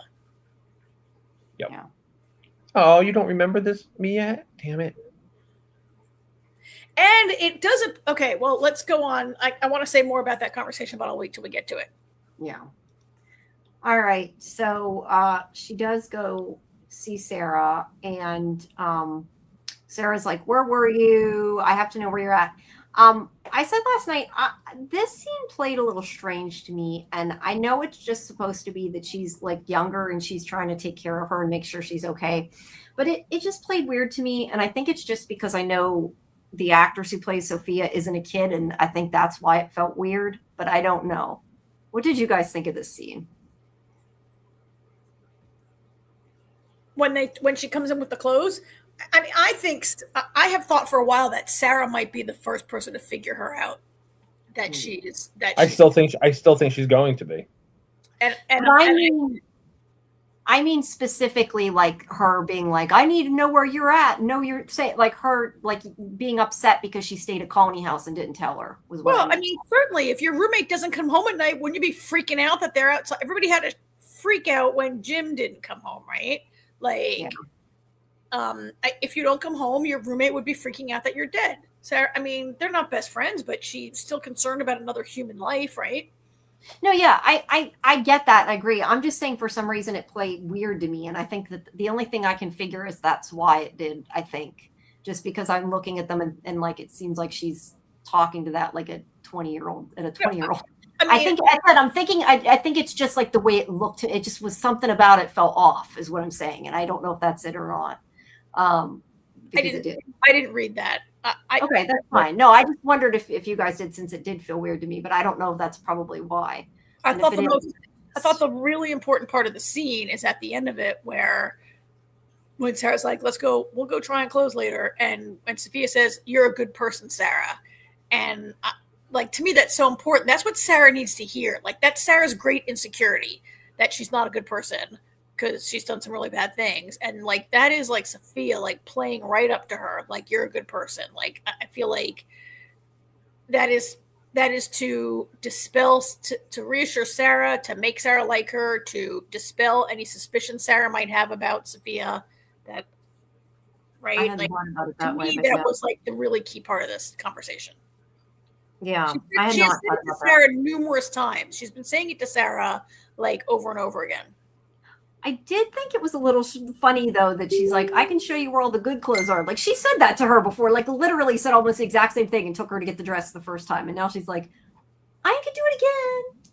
I just thought that was a little funny. But, yes. No, I'm saying you guys are right. I'm just saying it something about it fell off to me. And I think it's just the ages. I think that's why it did. And I don't know if that's the case or not. That's why I just wondered if it felt weird to anybody, but I think it was just me. So don't listen to me. It's just me. You're weird, Jamie. I know. It was there to hide them because they were. They're having a Freddy Krueger conversation. Okay. I was like, okay, it wasn't sure. But yeah, Sophia does give this whole thing about, I wanted new clothes, but then I realized they're dead people's clothes, and yeah. So, yeah. Yeah, I know, Fletcher. I think it's not just like I said. I think it's because I just talked to her and it just, yeah. All right. So then at the peach truck, this is the scene with Victor in the peach truck. I liked this scene, most of it. Some of it was like just really, really sad, but I appreciate it. Thank you, Dieter. Yes, everybody like and subscribe, please. Hit the like button and we'll put you in the box. So in this scene, he takes Victor and Ethan to the peach truck and he's like, this is how I survived. Yes, there's a map in the peach truck. I didn't get a picture of it though this time, I don't think, but I've seen it before there. He takes him into the peach truck and he says, the boy in white taught me 3 things. 1, I need to get food. I think that's the map there. And he showed me how to use a rock for a can opener, which actually was really smart. And I think that is a smart thing to do and tell Ethan to give him the can opener. Except that they have can openers now, but whatever. Yes, yeah, I know. But I mean, for him to say this is what I have to do. The second thing is that he said you'll get lonely and you have to deal with that. We never find out what the third thing is, which is kind of annoying, but we never find out what the third thing is. Maybe it's just how to survive. But he says that this is what I thought was so sad when he's like, the worst part is when you get lonely.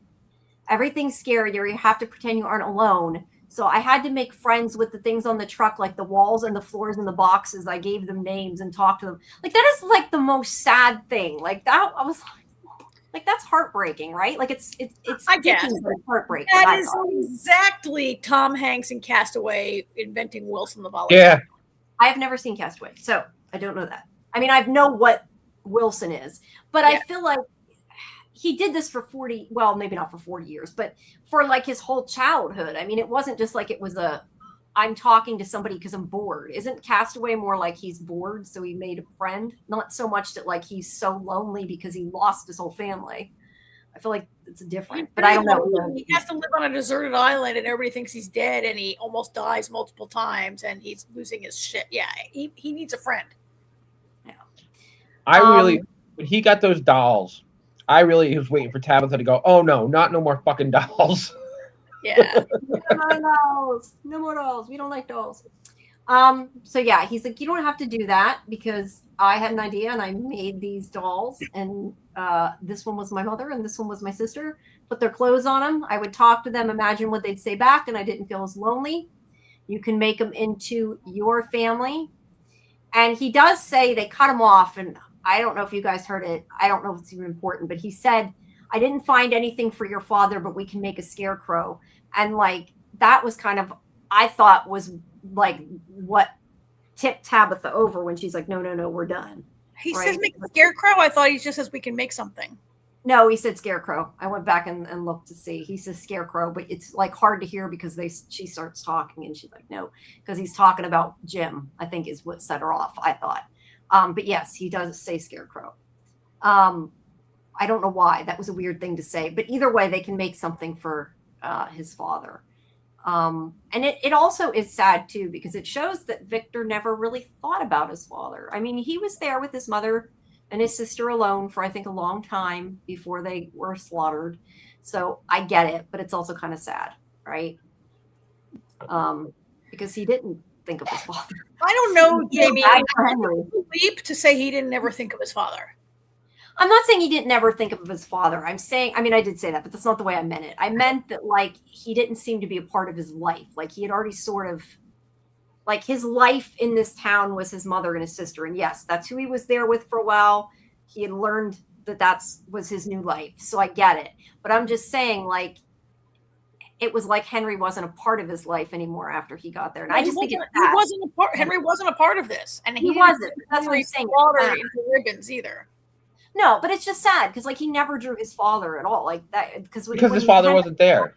He only draws the town. He never has drawn his life before the town that we've seen. You're right, but he says he draws things like to remember them. Like, does he not ever want to remember his father? That's my point. But he's trying to. But I think Jamie, he's specifically drawing the town. I get that. He's trying to remember things in the town that are going to be important later. Like I feel like a lot of that is about. Like, as his mind was repressing all this trauma, he knew that he had to, like, get these memories down because they might be important in the future. Like, he's not drawing a picture of, like, the man in yellow eating his mother because he wants to remember that. It's because he thinks it's important, right? Yeah. I also feel like him drawing it and then not looking at it was a way to help him through it, too. But I don't know. But anyway, Tabitha is, of course, like, no. We aren't doing this. She says, we're done. I'm never going to let you be alone. This is not going to happen. You're going to be okay. We're going to get out of here. And Victor's like, that's what my mother said too. Poor Victor. I thought this was a nice emotional moment for Tabitha, like, trying to reassure her son, and like this frightens her probably more than it does Ethan, but I feel like it makes no logical sense for her to. She's agreed to it. Ethan is really not that visibly uncomfortable. I mean, is he uncomfortable? Yeah, but he's not like, right? Like Ethan is certainly able to tolerate more of this.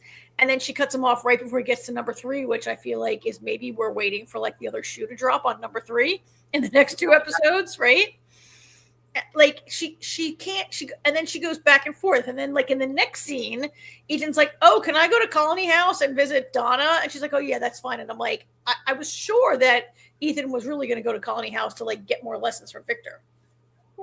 I hadn't thought of that, but you're probably right. That never occurred to me. But you're probably right. But at this point, she's like, we're done. But you were right with what you said before too. I think it scares her, not so much Ethan. Yeah. Promising things she can't promise, just like Miranda did. Well, Tabitha can. The way Tabitha abruptly ended that whole thing, I was like, part of me wants Victor to be right. I want the show to end with Ethan by himself. No. Bill. The Dolls Wake's better than you. I don't disagree with that. And Petty's right. It's not a real promise. She just wants Victor to shut up.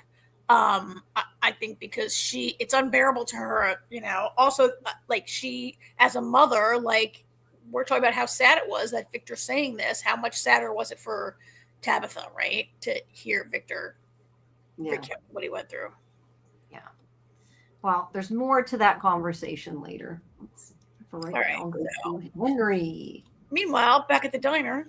Yes. Meanwhile, back at the diner, Henry wakes up when she drops the tray. He wakes up and sees, this kid. Oh, he doesn't wake up. I'm saying wake up. He hallucinates. He hallucinates. Yes, I'm saying he wakes up in quotes. He thinks he wakes up. He thinks it might be real. We don't know. But anyway, he comes to this alternate version of reality, whatever you want to say. And Victor's son, Sebastian, is there. And Victor is there as well. But Victor is not the same Victor. He's in a suit and tie and all doing well and all those great things. And he's like, tells him, stay with me. And he says, you're in a care facility. That the other place isn't real. It might not be easy for you to hear, but a long time ago, Miranda surprised you on your birthday, gave you 2 hits of acid. There was something wrong with the drugs and you had a bad reaction, and it's like you weren't there anymore. And you've been in this facility ever since. And he tells him about his son, and he also says that Eloise is getting on a plane. She's alive. She's a school teacher. Henry, that's at this crazy. point, I'm sure it can be real. 40-year bad trip. Yeah, I don't know that you can. It's ridiculous. Coma that long, but the thing is, and I won't belabor it too much because I know you guys don't want to go into the deep stuff, but I will tell you because I think it's interesting. There are things in this room that are in Victor's house, such as the picture on the wall, the clock on the wall, which to me is indicating, because we compared it, it is the same stuff, which to me is indicating that the man in yellow / Sophia is like pulling these images out of his mind to create this. And that can prove it's not real. I agree. It's indicating that this is a hallucination or a delusion or whatever you want to call it. Yes. Yeah. Because I found that interesting. Now, I didn't come up with that theory on my own. I saw some other people were saying it, but I did check that it is, real. Because this is supposed to be a facility that they wouldn't be there. All right. So he comes back and he's like, I gotta go. And he takes off. So yeah, let's though talk about this and about this hallucination, kind of how you feel about it, what you think. I do like seeing these scenes. I hope that at some point they show us Eloise, if not only for the reason of answering the question that people seem to think she's somebody else in the town that like left and came back or something and didn't have her memory. There's so many theories about Eloise, but there's a theory a lot of people think is that Eloise left the town when her mother tried to leave, like she actually went through the tree, and that she became somebody else and like forgot who she was, and then she came back to the town later as somebody else, like Abby, I think is who most people think. So yeah, I would like to see Eloise just to kind of put that. Who do people think mostly? Abby, which I don't think that's the case. That doesn't make any I'm just saying. You know what?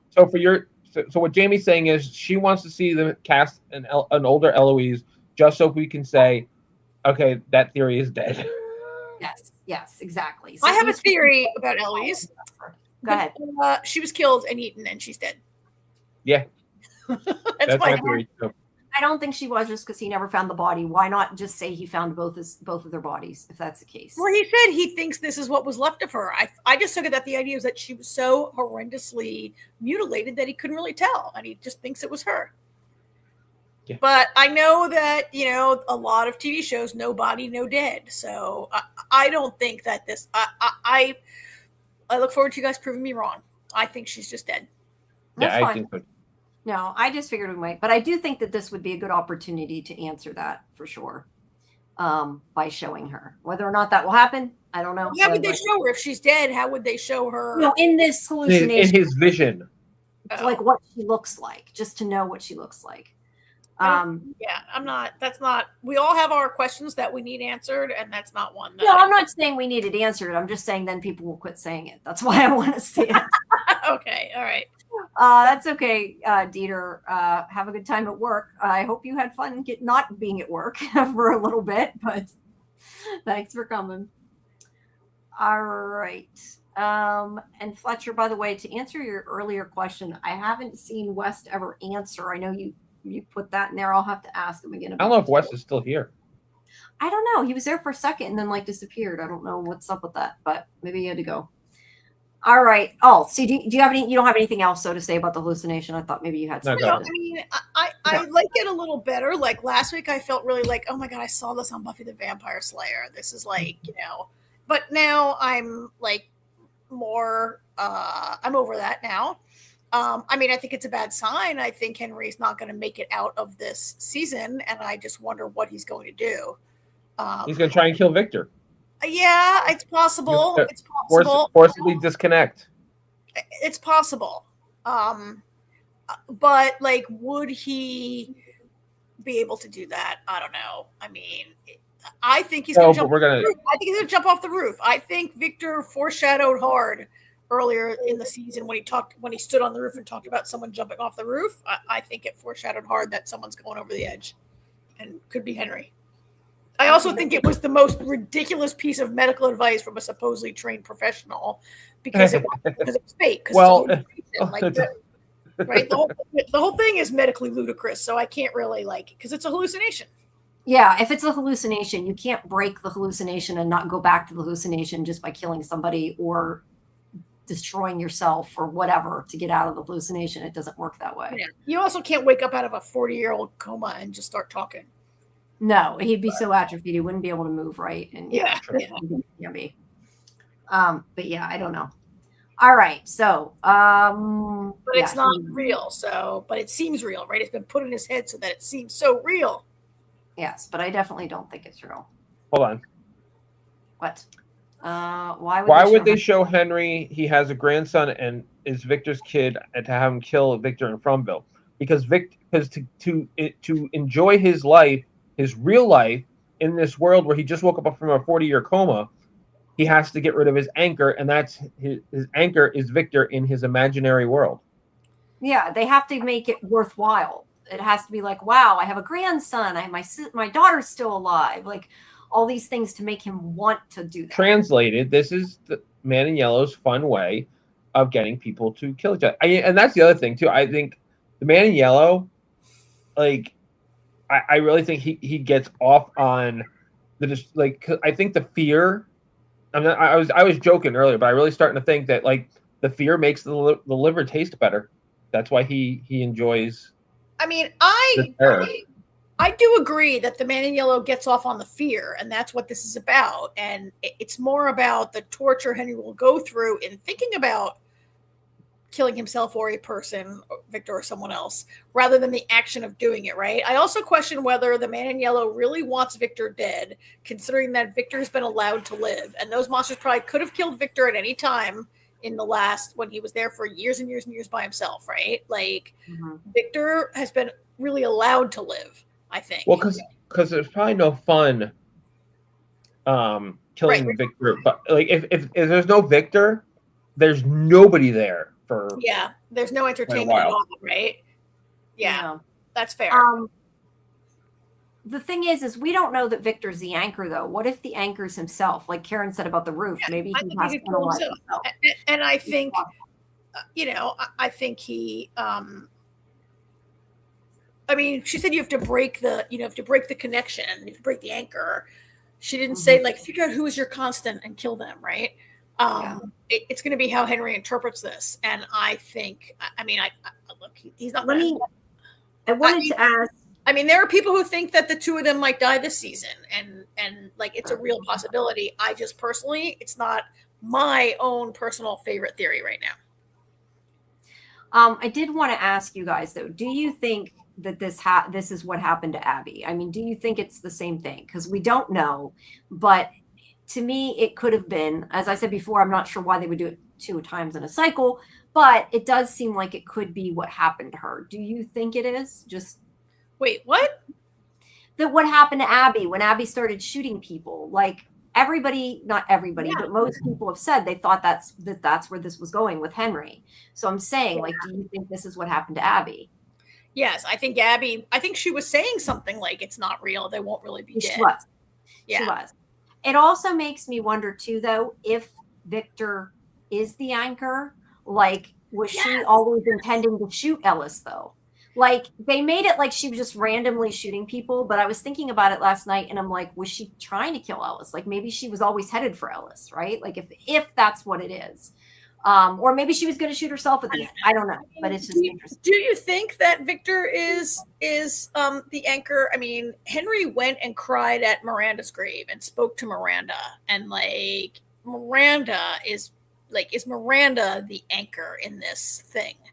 And how does he sever that connection though? But I don't know, Jamie. Like, who knows, right? But maybe he kills himself at her grave. Maybe he digs up her body and everybody's horrified. Maybe, like, I don't know, right? But like, I'm not 100% certain that anchor equals Victor yet. I might be more certain in the first scene of next episode. Who knows? This is just me personally. I'm not trying to like. Yeah, no, I'm not saying that he's the anchor. I just was thinking about that with the whole Abby thing. I am often wrong, right? I'm often wrong. Actually, sometimes I'm right, but I was wrong all the time I was wrong for like 8 years on Lost, and I had to like admit to AJ. The hardest thing I ever did was admit to AJ when I was wrong. I don't agree that people think Mananiel was in physical form and messed with Tabby and with her blood. It was all, or Abby. I think he means Abby. It was all through Abby's mind. Yeah, I don't know that I think she was there physically either. Yeah, I don't know. All right. So then we have this scene, and you kind of talked about this earlier. This is about, Fatima's agency and her saying, what if this is a good thing that I saved Kenny? If I can make what happened to me mean something, why would I not do it? Why would I not use it? Because she's saying what you're worried about, which I assume her saying that means that she thinks she's turning into something. That could be going to happen anyway. Like, she at least wants something good to come out of it. And he does try to, go against that. And she's like, you don't know how I feel. You're not the one who had a monster baby. All that good stuff. So, yeah. Comments. Everybody got quiet. She was right. Moving on. Right. There's not really much to talk about there. She was right. And I mean, I'm a little, the way she talks about it, like, if I can make this mean something, like, I mean, save people. I don't know if she says mean something. Mean something. I think she does say that, but like saving people is I don't know why this is even a discussion, except for the part where is saving people going to shorten her own life? Is there a risk to her life in saving people? Okay, I get that discussion, right? But that's not really how it was articulated. Yeah. Yeah, she doesn't know because, like Marielle said, it could just be a side effect that goes away. We don't know. Fletcher wants your opinion on the drawings, AJ. We won't go too. They're just drawing. Fletcher's smoking shit. No, because he's saying that it. No, I know what I understand what he's saying.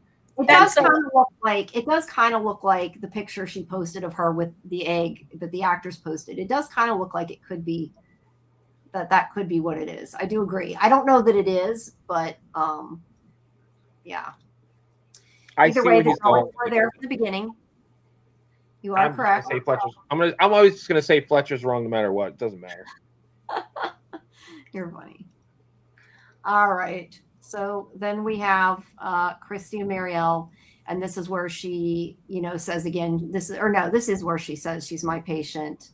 And it's not for safety. And Marielle says, let me know if you need any more sheets washed. Like she's treating her just like she doesn't know, right? Like that was pretty harsh, but she's kind of right? Like, she's right. You're unwilling to consult with the other person with any training, and you're also treating your loved one like pretty rudely. I'm telling you, she's gone to the school of Boyd, and it's a wrap. Yeah, she kind of has. Yeah. All right. So then we have the scene of Jade figuring out what he thinks is the answer because he remembers the hole in the top of the cave. Which I'm still not sure how a cave has a hole in the top, but that's, whenever issue. Why not? Why can't have a hole in the top? Yeah. Where it caved in. It's called a cave in for a reason. Yeah, but I've never seen a cave that literally has a hole in the top. You've never been in a cave that has hole.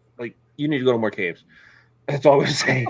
I've been in tons of holes. Or tons of holes. I've not been in tons of holes. I've not been in tons of I haven't been in tons of holes either, but I haven't been in tons of caves. I'm not a spelunker, but I think cave systems can have multiple openings, but this looks more like a cave in.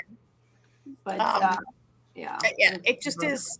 As someone is saying, I wouldn't overthink it. It is what it is. I'm not sure which exact scene Petty is talking about, but it applies to pretty much every scene. Yeah, it does. It does. But yeah, he gets the idea that there's a hole in the roof where the roots of the tree grew. So this is where he's like, there was a hole. There isn't a hole now, but there was a hole. We can put it back. Is kind of the point. And we did talk about last night, instead of pulling the tree up, could they just dig under the tree? I don't know if you can dig under a tree, so I don't have an answer to that, but that was what some people were coming up with. Would that be a better plan? Well, this plan is kind of bonkers. And yes, there are a lot of so this plan relies on some people go in through the regular entrance to the cave, and they have to time it all perfectly so that they arrive in the chamber and grab the bones just as the tree is ripped out, and then they're gonna people pull up with ropes or whatever, right?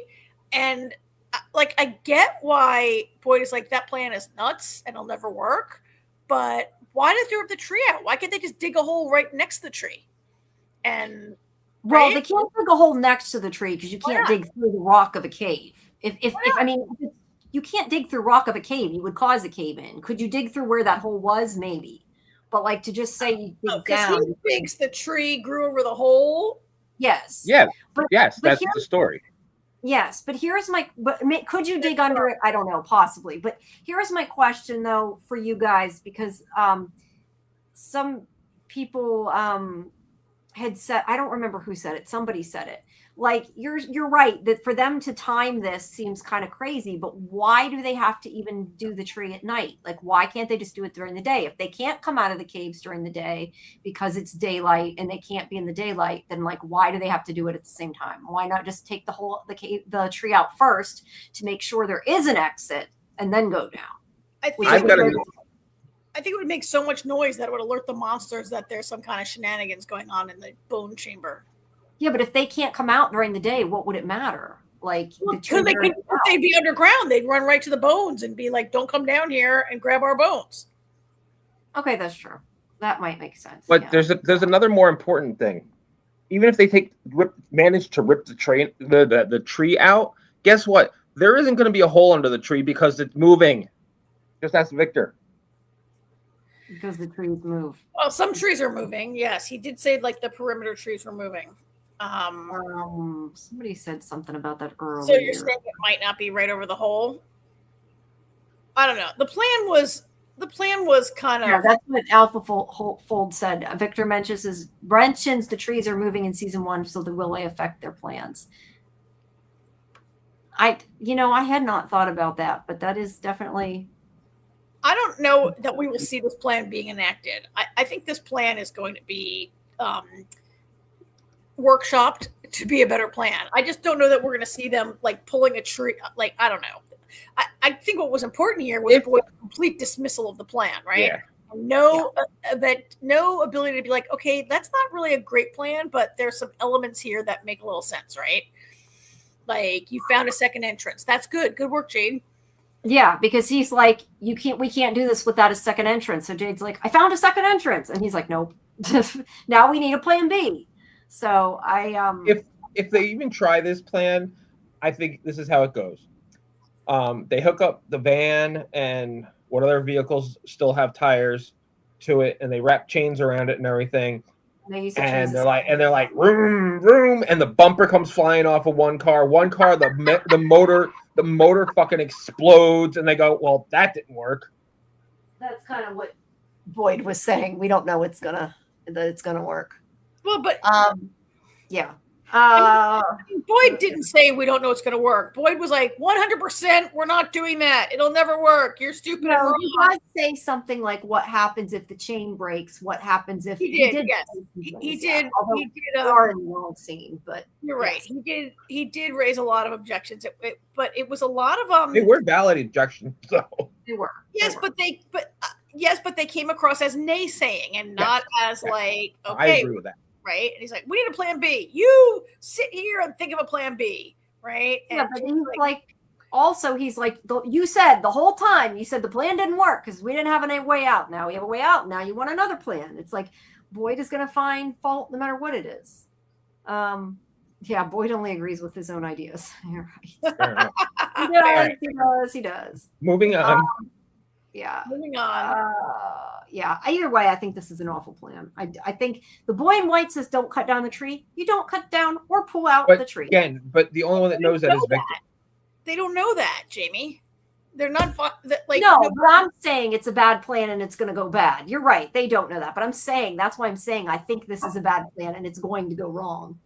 So sometimes when characters are annoying and difficult, I kind of blame the writers but in this case, Boyd's being annoying and difficult, and it makes total sense to me. Yes, if it's in the confines of the character, it's fine. Like, I'm annoyed at him, but it totally makes sense that he's behaving like this. Yes, I would agree with that. All right, so before we actually have the scene that we were talking about, we have the scene with Boyd finding out that someone's been in his room and that the suit is gone. He knows that somebody's been there. I mean, you can tell, like, she clearly made it look like somebody was in there. He asks what happened to the suit. He's upset it's gone. He's worried about it. Jade's like, forget the suit, and then they never go back to that. So that part kind of was a little irritating there because they don't even finish that worry. And I question, are they never going to go back to that? Like, or are they going to think about it later? I don't know. I mean, presumably, maybe Tabitha will come back and say, "Oh my God, I saw that man in yellow from the drawings," and then he'll be like, "The suit disappeared. That's why." I mean, maybe Julie never mentioned that she saw him. Yeah. Well, Tabitha definitely was in the room when they were talking about the whole man in yellow thing. So I mean, she knows about the man in yellow, but yes, she does. Never said anything. Okay, so this is where Jade comes in and he's like, I got a plan. And he takes him out to the bottle tree, and we already talked about that. Tabby will pop up when they're about to take out the tree and say, oh my God, no. She might. Yeah. She might. Yeah. All right, so Sophia comes into the Matthews house. What'd you think about her sniffing the mug? Like, what the fuck is that about? Although, yeah. I thought sniffed the egg too. Well, but that was an egg. This is a mug. It was just there for her to be creepy, I think. I don't really think I think like she's just a creepy weirdo, right? Yeah, but maybe it was Tabby's mug and she likes the smell of Tabby because Tabby was her friend. It or the does closest seem the like friend she there ever was had. something Yes. potentially between whoever he is and Tabby. Oh, sorry, I'm stretching my legs as I'm talking. Well, because she's the person, she comes back time after time after time. The other people don't, right? Like, you know, Tabby, he's like, oh, you're the closest thing I have to a friend. Because everybody else is new in the cycle. Jade and Tabby. Everybody else is new, right? Yeah. To be fair, she doesn't go to Jade's house. She goes to Tabby's house, though. So because- she also Because she wanted the drawings. Because she has a plan for Tabby. Yes. She takes the drawing. I would like to point out Ethan drew Donna in yellow. He also drew Just saying. Tian Shen in yellow, too. Donna's Look, gonna be the man in yellow. Tian Shen's in yellow, too. There you go. Maybe he has limited Green. That's green. That's yellow hair. So you are wrong. When you move the paper, she's wearing yellow. Well, you can't move the paper, but when Sophia moves the paper, it looks like lime yellow. green. It looks like whatever. I'm just saying. But yeah, she takes the drawings. The point is, she takes the drawings. We discussed this. I was like, didn't realize why because I was dumb and missed it. But she takes the drawings because of the fact she wants Tabitha to know she broke in her house, or that somebody broke in her house. I mean, the man in yellow broke in her house, whatever. But that would be why she took them. Okay, broke in, entered. The door. They all keep their doors locked. Right? Semantics, but yes, she entered the house to steal the pictures. All right. So then we go back. Okay, Fletcher's talking about Ethan not drawing himself, and I keep saying I don't think, regardless, he's being an ass. No, I know, because he's saying he's the man in yellow. But listen, regardless of whether he's the man in yellow, he would not have drawn himself because he says that he's drawing people to remember them. He would not draw himself. He doesn't need to remember himself. Actually, he did draw himself. Where? Oh, wait. You know what? He drew the family. He drew the family. He drew the whole family. Dad, Mom, Julie. No, Ethan. Yeah, but he has made other drawings. That's not the only drawing we've ever seen him make of his family. Isn't that Ethan on the side there? Drawings. No, making these drawings in this episode where he was drawing people to remember, there is no Ethan. Okay. Okay. All right. Okay. All right. So she snatches them up. I really don't understand what the point was of taking the pictures and hanging them on the RV, other than to be like, "Oh, I was in your house." Creepy. Yeah, I think so.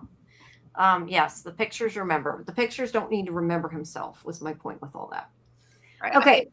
Peachy truck. Back at the Peachy truck. Oh my God, we're still at the peach truck. Yeah, we're about 3/4 through. Let me bring up Alice's comment. Let's go quicker. Okay, we will go quicker, but let's bring up the Lake of Tears is actually under the cave system. Finding the lake is important. They need to bring canoes down there, then flood the cave somehow to reach the ceiling and exit. I just want to bring that up because I know that's really not something about the episode we're not going to get to talk about, but there are actually quite a few people that were saying this. I know earlier Jen was saying about the Lake of Tears, thinks it's they need to take the bones to the Lake of Tears. And they're saying that the lake is in the caves. Fletcher said that. What do you guys think about the lake being down there? I just was curious what you thought. It's possible, but I still say the Lake of Tears is not an actual fucking lake. I agree. I don't think it's a lake. I think this. It's a metaphor. Right, fair. Okay, so Peach Truck. So this scene is about her telling Victor and Ethan that Miranda didn't win because she didn't have the memory she has now because of Miranda, and that things are, different, and that she tells Victor she knows how hard Miranda tried, and how much his mother loved her because she feels it, and that because of her mother, he gets to go home. I do like this scene where she says, "I didn't just come back to free the children. I came back for you, Victor." And she says, you guys are going to not draw ever again these pictures because you're not going to be left here alone, that I'm never going to leave you alone again. And so she's like kind of adopting him. Not really, but you know what I mean. She's like, neither of you are going to be alone. I'm going to save you both. I like the scene. I think that it was sweet. I don't always like Tabitha, but I did like I this. agree with you. It was a lovely sentimental moment, and I agree with whoever said, was it Petty, who said she's making promises she can't keep, just like Miranda did, and she wants to believe this, right? But it's naive to think that she could, saying it makes it so, right? That's true. That is true. Although we don't know, saying things may make them so in this town. Consider what we were talking about with Boyd, with Donna and everything. We don't know. All right. So anyway, Victor seems to accept that. And yeah, she's like, I'm going to save both of you. Then we have the whole thing with the plan. This is where we're going to skip ahead here because we already talked about the plan, and that's not a good idea. But yeah, Boyd wants to, or not Boyd, Jade wants to pull out the tree by attaching the chains, use the trees as leverage. That's his plan. Pop it out like a cork. And Boyd is like, yeah, a million things could go wrong. Give me a plan B. And I love, he goes, landscaping is not a plan.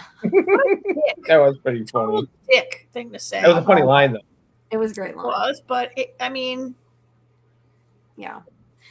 All right. So then they go away. He says, I can't lead if I can't, like, trust what I see.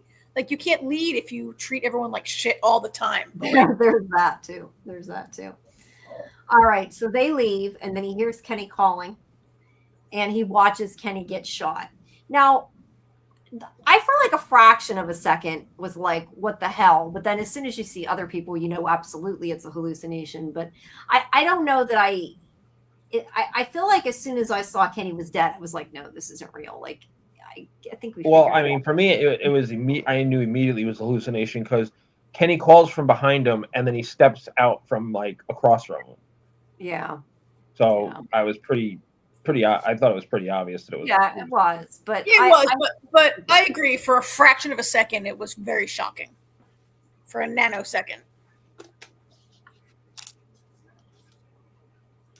I like that, Fletcher. Dude is always tripping, and Boyd doesn't need mushrooms. He is. Yeah. All right. So he watches Kenny die, and then he sees everybody, not everybody else, but Jade, Tabitha, Donna dead. And then he sees his wife over Ellis, and then she opens her mouth and blood pours out. Now, I think it's safe to say that obviously part of this is his trauma, but I think a big part of this is that he has this fear he's going to get everybody killed. And that's why he's seeing specifically this. And yeah. You know what? All I got to say is I hope Boyd doesn't die, because if Boyd dies, there's going to be some scary shit coming out of his fear. There's going to be some forest monsters nobody's going to want to mess with. Yeah. You know what? You know what though, Fletcher? I know this isn't what you were talking about, but did make me think if the forest manifests their fears, it could also be like maybe Abby had the fear of her like everybody dying before she caused it. But I mean, like, that's sure. Kind of, I don't know. I'm just thinking off the top of my head. Sure. Saying why not? Yeah. But either way, he's like, "What do you want from me?" Like screaming at it, like he's going to get an answer.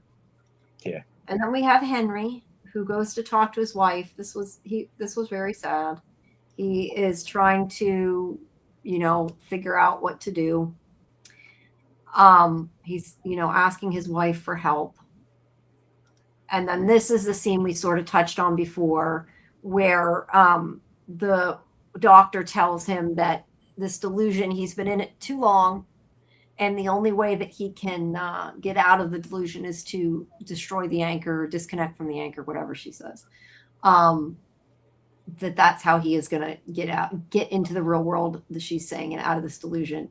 Also, the grandson is playing that song on the phone, and I know whenever he starts to like fade back or whatever, he's like, I lost the that was weird, right? Lost the internet. Yeah. The delusion fades.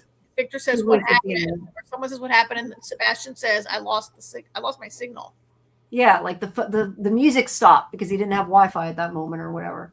So yeah, that was kind of cool the way they did that. But yeah, so he wants to. Did they mention Miranda? I don't think they mentioned Miranda, other than in the last scene, he said that Miranda gave him the acid. I think that's the only part that mentioned Miranda. Yeah. In fact, is she dead? Like, why is she not present when her husband is waking up out of his coma? Right? Like, Victor's there at the bedside. Why would Miranda not be there? Did she like I'm going too deep here, but is she in a coma also from the acid? Did the acid kill her? Like, who knows? Like, that's not what this delusion is about, but she's not there. Yeah, People I can- kind of okay, assumed hold she on. was dead or she would be. Gonna hit this real quick. No, it's not the ballerina. People It can is say not this all they want. It is two different actresses. It is. It is not the ballerina. I mean, somebody questioned, could they have tried to get that actress and couldn't? It's always a possibility. But even if it was, that to me would just be more proof that it was fake. So, but yeah, it's not. No, I know. That's fine. I'm just Yes, saying it. you bad. Bad Fletch. No, but no, it's not. It's not the same actress. She does look similar. I'll give you that. Erin would lose her fucking mind if the doctor turned out to be a ballerina. Like, Erin hated the ballerina. I might have to stop watching the show. If that ballerina ever comes back, I might have to stop watching. If the doctor starts dancing around, Karen's gonna lose it. You know what I did forget to do? I did forget to look in the diner to look for a picture to see if that ballerina it was in there, Jason. I completely forgot about it. We were talking about, apparently they showed the ballerina again in with the stuff, like the one they showed Sophia messing with, but I did not see it, and I meant to look for it, and I forgot. I know you guys don't care. I'm just bringing it up. So yeah, Henry he doesn't know what to do. He's like, bring it back. He doesn't know how to forcibly disconnect. She had said he has to destroy the anchor. I think is what she said, something to that effect. So yeah, he's got to break the delusion. Then we go back to Fatima, and this is where she's asking Marielle what they could try to use, whatever this thing is, the power she's got, what they could do. And Christy stops her again and pulls her away. She's like, I'm not going to risk her life. But more than that, the important part of this conversation is where she tells her that her blood pressure and heart rate is so low, she should be dead. So she's definitely changing. I mean, is she becoming a monster? Is she becoming the kimono woman? I don't know, but something's going on with her. The golem. Maybe she's becoming a golem. Yeah, I don't know. Or maybe she can somehow use the golem to help her. Who knows? But yeah, something is going on. Yeah. I'm just going by what she says, Fletch. I don't know. I mean, something's up that's gone wrong with her. I mean, who knows? Maybe she's just going to like turn into a zombie and not any of these things. I don't know. Ow. What the hell did I do? There was a nail or something under my deck. That hurt. Oh, okay. You're just being sarcastic now. Got it. Okay. Yeah. All right. So back to Tabitha and Ethan. He has to go see Donna. You're right. He's probably going to go see Victor, which I did not think of. But she lets him go. And then she goes in the house and she hears the phone ring. And it's Thomas, a.k.a. the man in yellow, who says, if you don't come to the RV, I'm going to hurt Julie and Ethan. So, of course, she's going to go.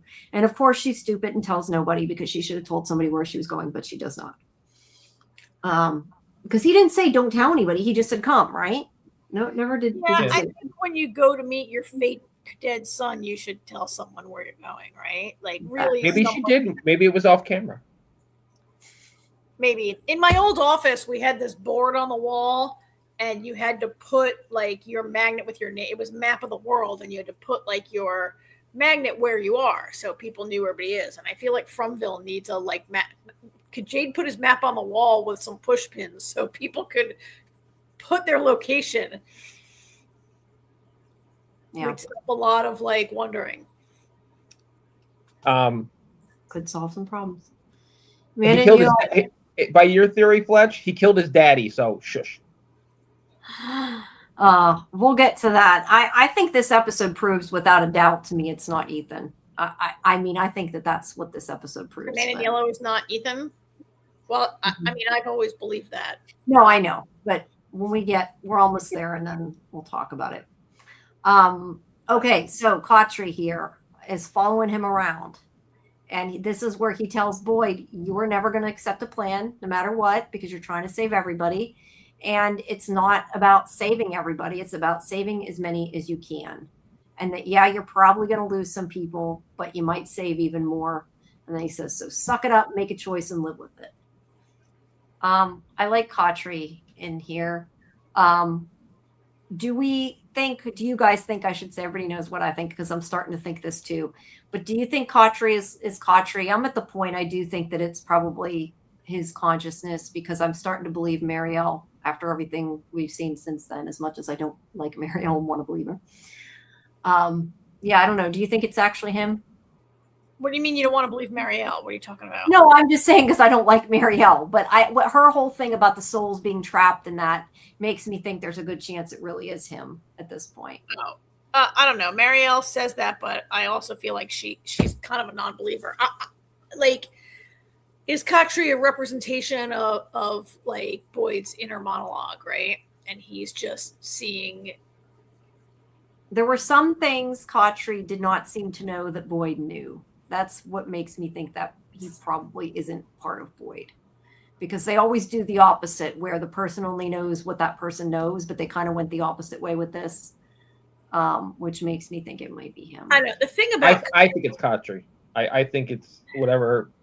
I think Jim, Kotri, Tom, there's something. You think they're their real selves and they're not an evil manifestation?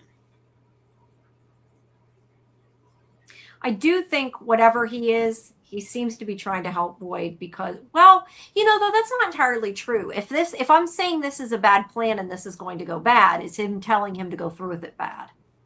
That could be bad advice, but He's telling him he didn't say to go through with the tree. He said go through with sending people down to the caves, even if some die. Yes, yeah, he didn't say this is a good plan. Stop objecting. He just said like that's true. But I do think he seems like he's trying to help. So I do think it's a positive thing. I don't think that he's evil. All right. I mean, okay. No, I mean, we've talked about Kotri a lot over the years, so I don't need to reiterate. Yeah. Well, up until this season, I didn't think it was Kotri, but because of the whole thing with Donna and everything, I'm starting to think that he doesn't know everything Boyd does. Therefore, I don't think that it's part of Boyd. That's my personal opinion. All right. So now we have Tabitha going to the RV. The man in yellow is happy she came, didn't know if she would, and says, do you know who I am? Oh, you haven't remembered that part yet. So clearly she's somebody he knows. That's a given.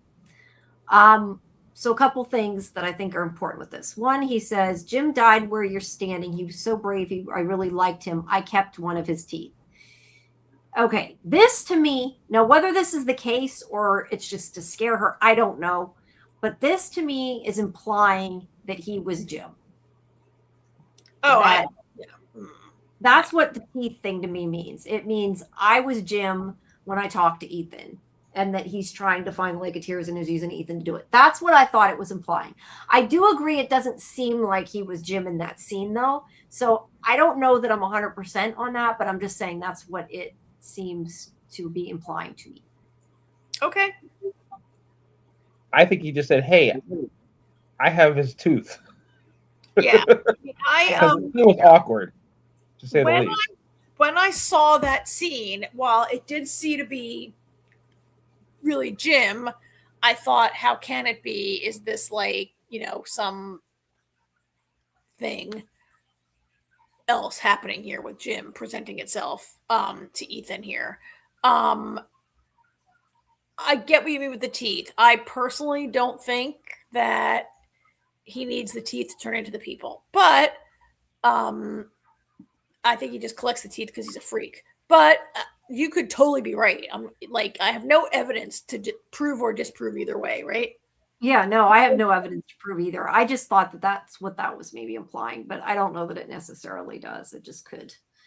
I want to bring up Fletcher saying we used to sing them lullabies. That's a hell of a song Jade sure can play, and then he's humming a melody. So Fletcher is saying his theory is, which I've not heard him say this theory yet, but maybe he has. His theory is that the man in yellow is the 8th child that wasn't sacrificed. So the Ankui kid. I guess you're saying he's the grown Ankui kid. Is that what you're saying? That's an interesting thought. Okay, I don't think that's right, but it's an interesting pick a thought. lane, man. Is he Ethan or is he the child that didn't get sacrificed? Well, here's the thing. Pick a lane. Come on. There's this whole thing where he says, I didn't bring you to kill you. We've been through so much together. You're as close as a friend as I ever had. You and Jade are doing so well this time. I wouldn't dream of killing you, not yet. And he says, you're about to do something you've never done before. We've played this game so many times, and the notion of you digging up the bones, you may have finally found the key to setting the children free and bringing your own children home, or you could be about to unleash the type of suffering you can't even begin to imagine. And then he misses her. Now, here's what I have to say, Fletcher. Now that we're here, I do not think that her kid, whether it's the kid that was sacrificed or whether it's Ethan, would touch her face like this, kiss her hand. It's weird. Now, I'm not saying that it necessarily means anything. I mean, it's not exactly a sexual thing, and I'm not saying it is, but it does imply potentially that it could have been somebody who cared about her, who had a crush on her, that was with her. I don't know, but it does not seem like something your kid would do. Am I wrong? In that case, I can't wait to talk about Lestat tomorrow night. Well, that's a whole nother show, and yes, I have lots of issues with that. I mean, I, Jamie, think that touching the face and kissing the hand, it's a very creepy, we see so many, it's a creepy way of a man threatening a woman that we see in other types of programs, right? I mean, that's, to me, that was. No, and you're right, Fletcher. I'm not saying it's sexual. I'm just saying it doesn't seem like a way that a child would act with his mother, is what I'm saying. Not that it means anything or it's more than anything. I don't know. It, to me, does not look like the way your kid would act to you. It's weird. It makes it even more creepy. I mean, it could just be making it even more creepy, yeah. But I don't think it's Ethan. I do not think it's your evil kid that you sacrificed for eternal life. Yeah. I don't know. It's either way. Yes, it's cringe. It's cringe either way. But yeah, I mean, it could be somebody that she slept with. Who the hell knows? I'm just saying. I'm not saying it is. I'm saying it could be just about anybody, but I don't think it's Ethan. I think this proves to me it's not Ethan. I'm not sure. I think it's anybody than a evil presence that has this. Somebody she knew. He says he knew her. She just hasn't remembered. Yeah, but I mean, for all the last cycle, in the previous cycle, he was the man in yellow. It's the thing she needs to remember is Man in Yellow eating her in her final death throes. I think the Man in Yellow was con I think she was already dead.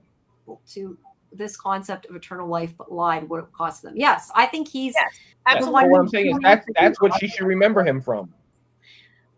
Yes, but I'm taking this to mean he was some. Well, yeah, I guess her knowing him, it could be knowing him in that way too. I mean, it doesn't necessarily mean that. He says you're the closest thing I ever had to a friend. Yeah. Closest person I ever had to a friend. And he really liked Jim, and he's so excited that her and Jade are getting so close. But maybe not. He's like, and you might be fucking it all up. I think he's trying to scare her. I think he might be trying to scare her away from the bones. Well, I mean, that's the thing. You don't know which way it's, like he said, he goes, you guys could be right. Digging up those bones could send you home, or bring you more fears than you've ever realized. I mean, I think he's excited they're getting close because it will be that much more devastating to fail, right? A new way that they can fail. And it opens up new possibilities for him to feed on their fear and suffering, right? I think it'll be interesting as we learn more about the Man in Yellow, simply because he's a weird character. Because, which is why I've always said that, when he eats them, the more fear they have in them, the better they taste or something. Because, he likes the machinations. He likes watching everybody, turning on each other and everything, but he's also excited by them trying to solve the mystery. So it's interesting, and I can't wait to see how it turns out. And I just want to bring this up real quick. No, I gotta yell at Fletch again real quick. It wasn't Jim. It was the man in yellow to get them to bring back the giant dolls to haunt them. He never told him to go to the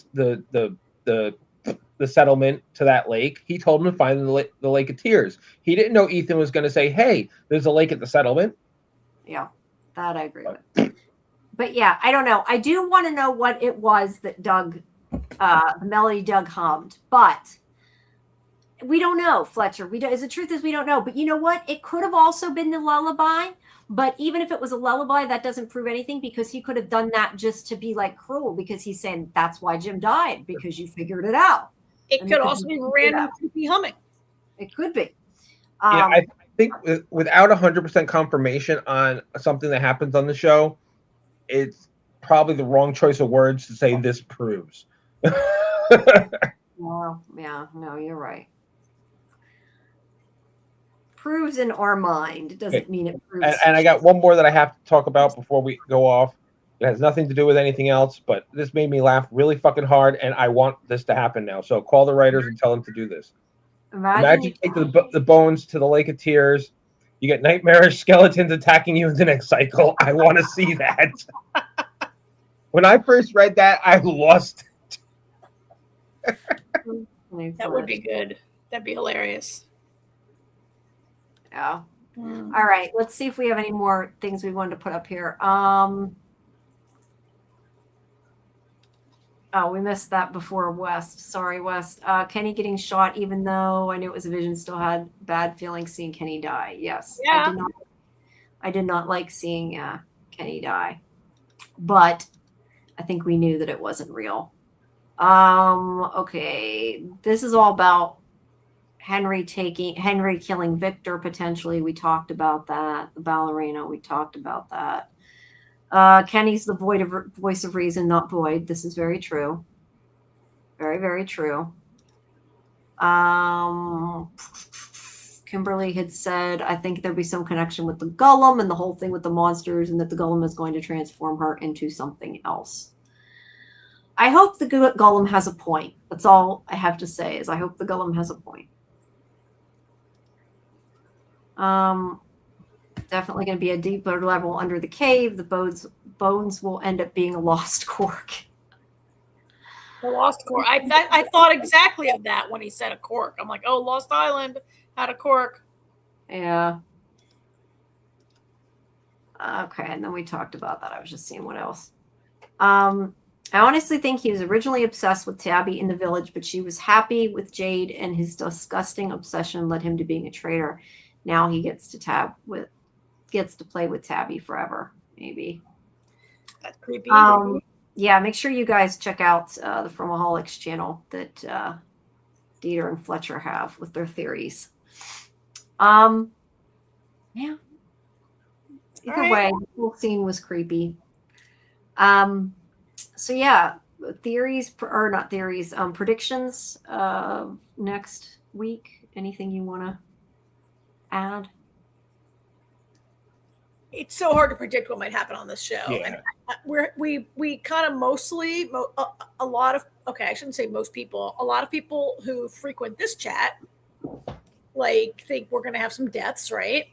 I think we need a thinning, as Jamie calls it, thinning of the herd, but it's also kind of time, right? Like there's too much plot armor happening. I think story walking. Yes, we need story walking. Sorry. Oh yeah. The story walking has been a complete it's barely happened at all. We were so excited when we saw like the last episode of season 3, right? And then we've gotten like almost no. Julie Shore gave up quickly, didn't she? Yeah, which is so annoying. So annoying. Yeah, I thought the story walking is the most interesting thing. Randall's a party pooper. Yeah.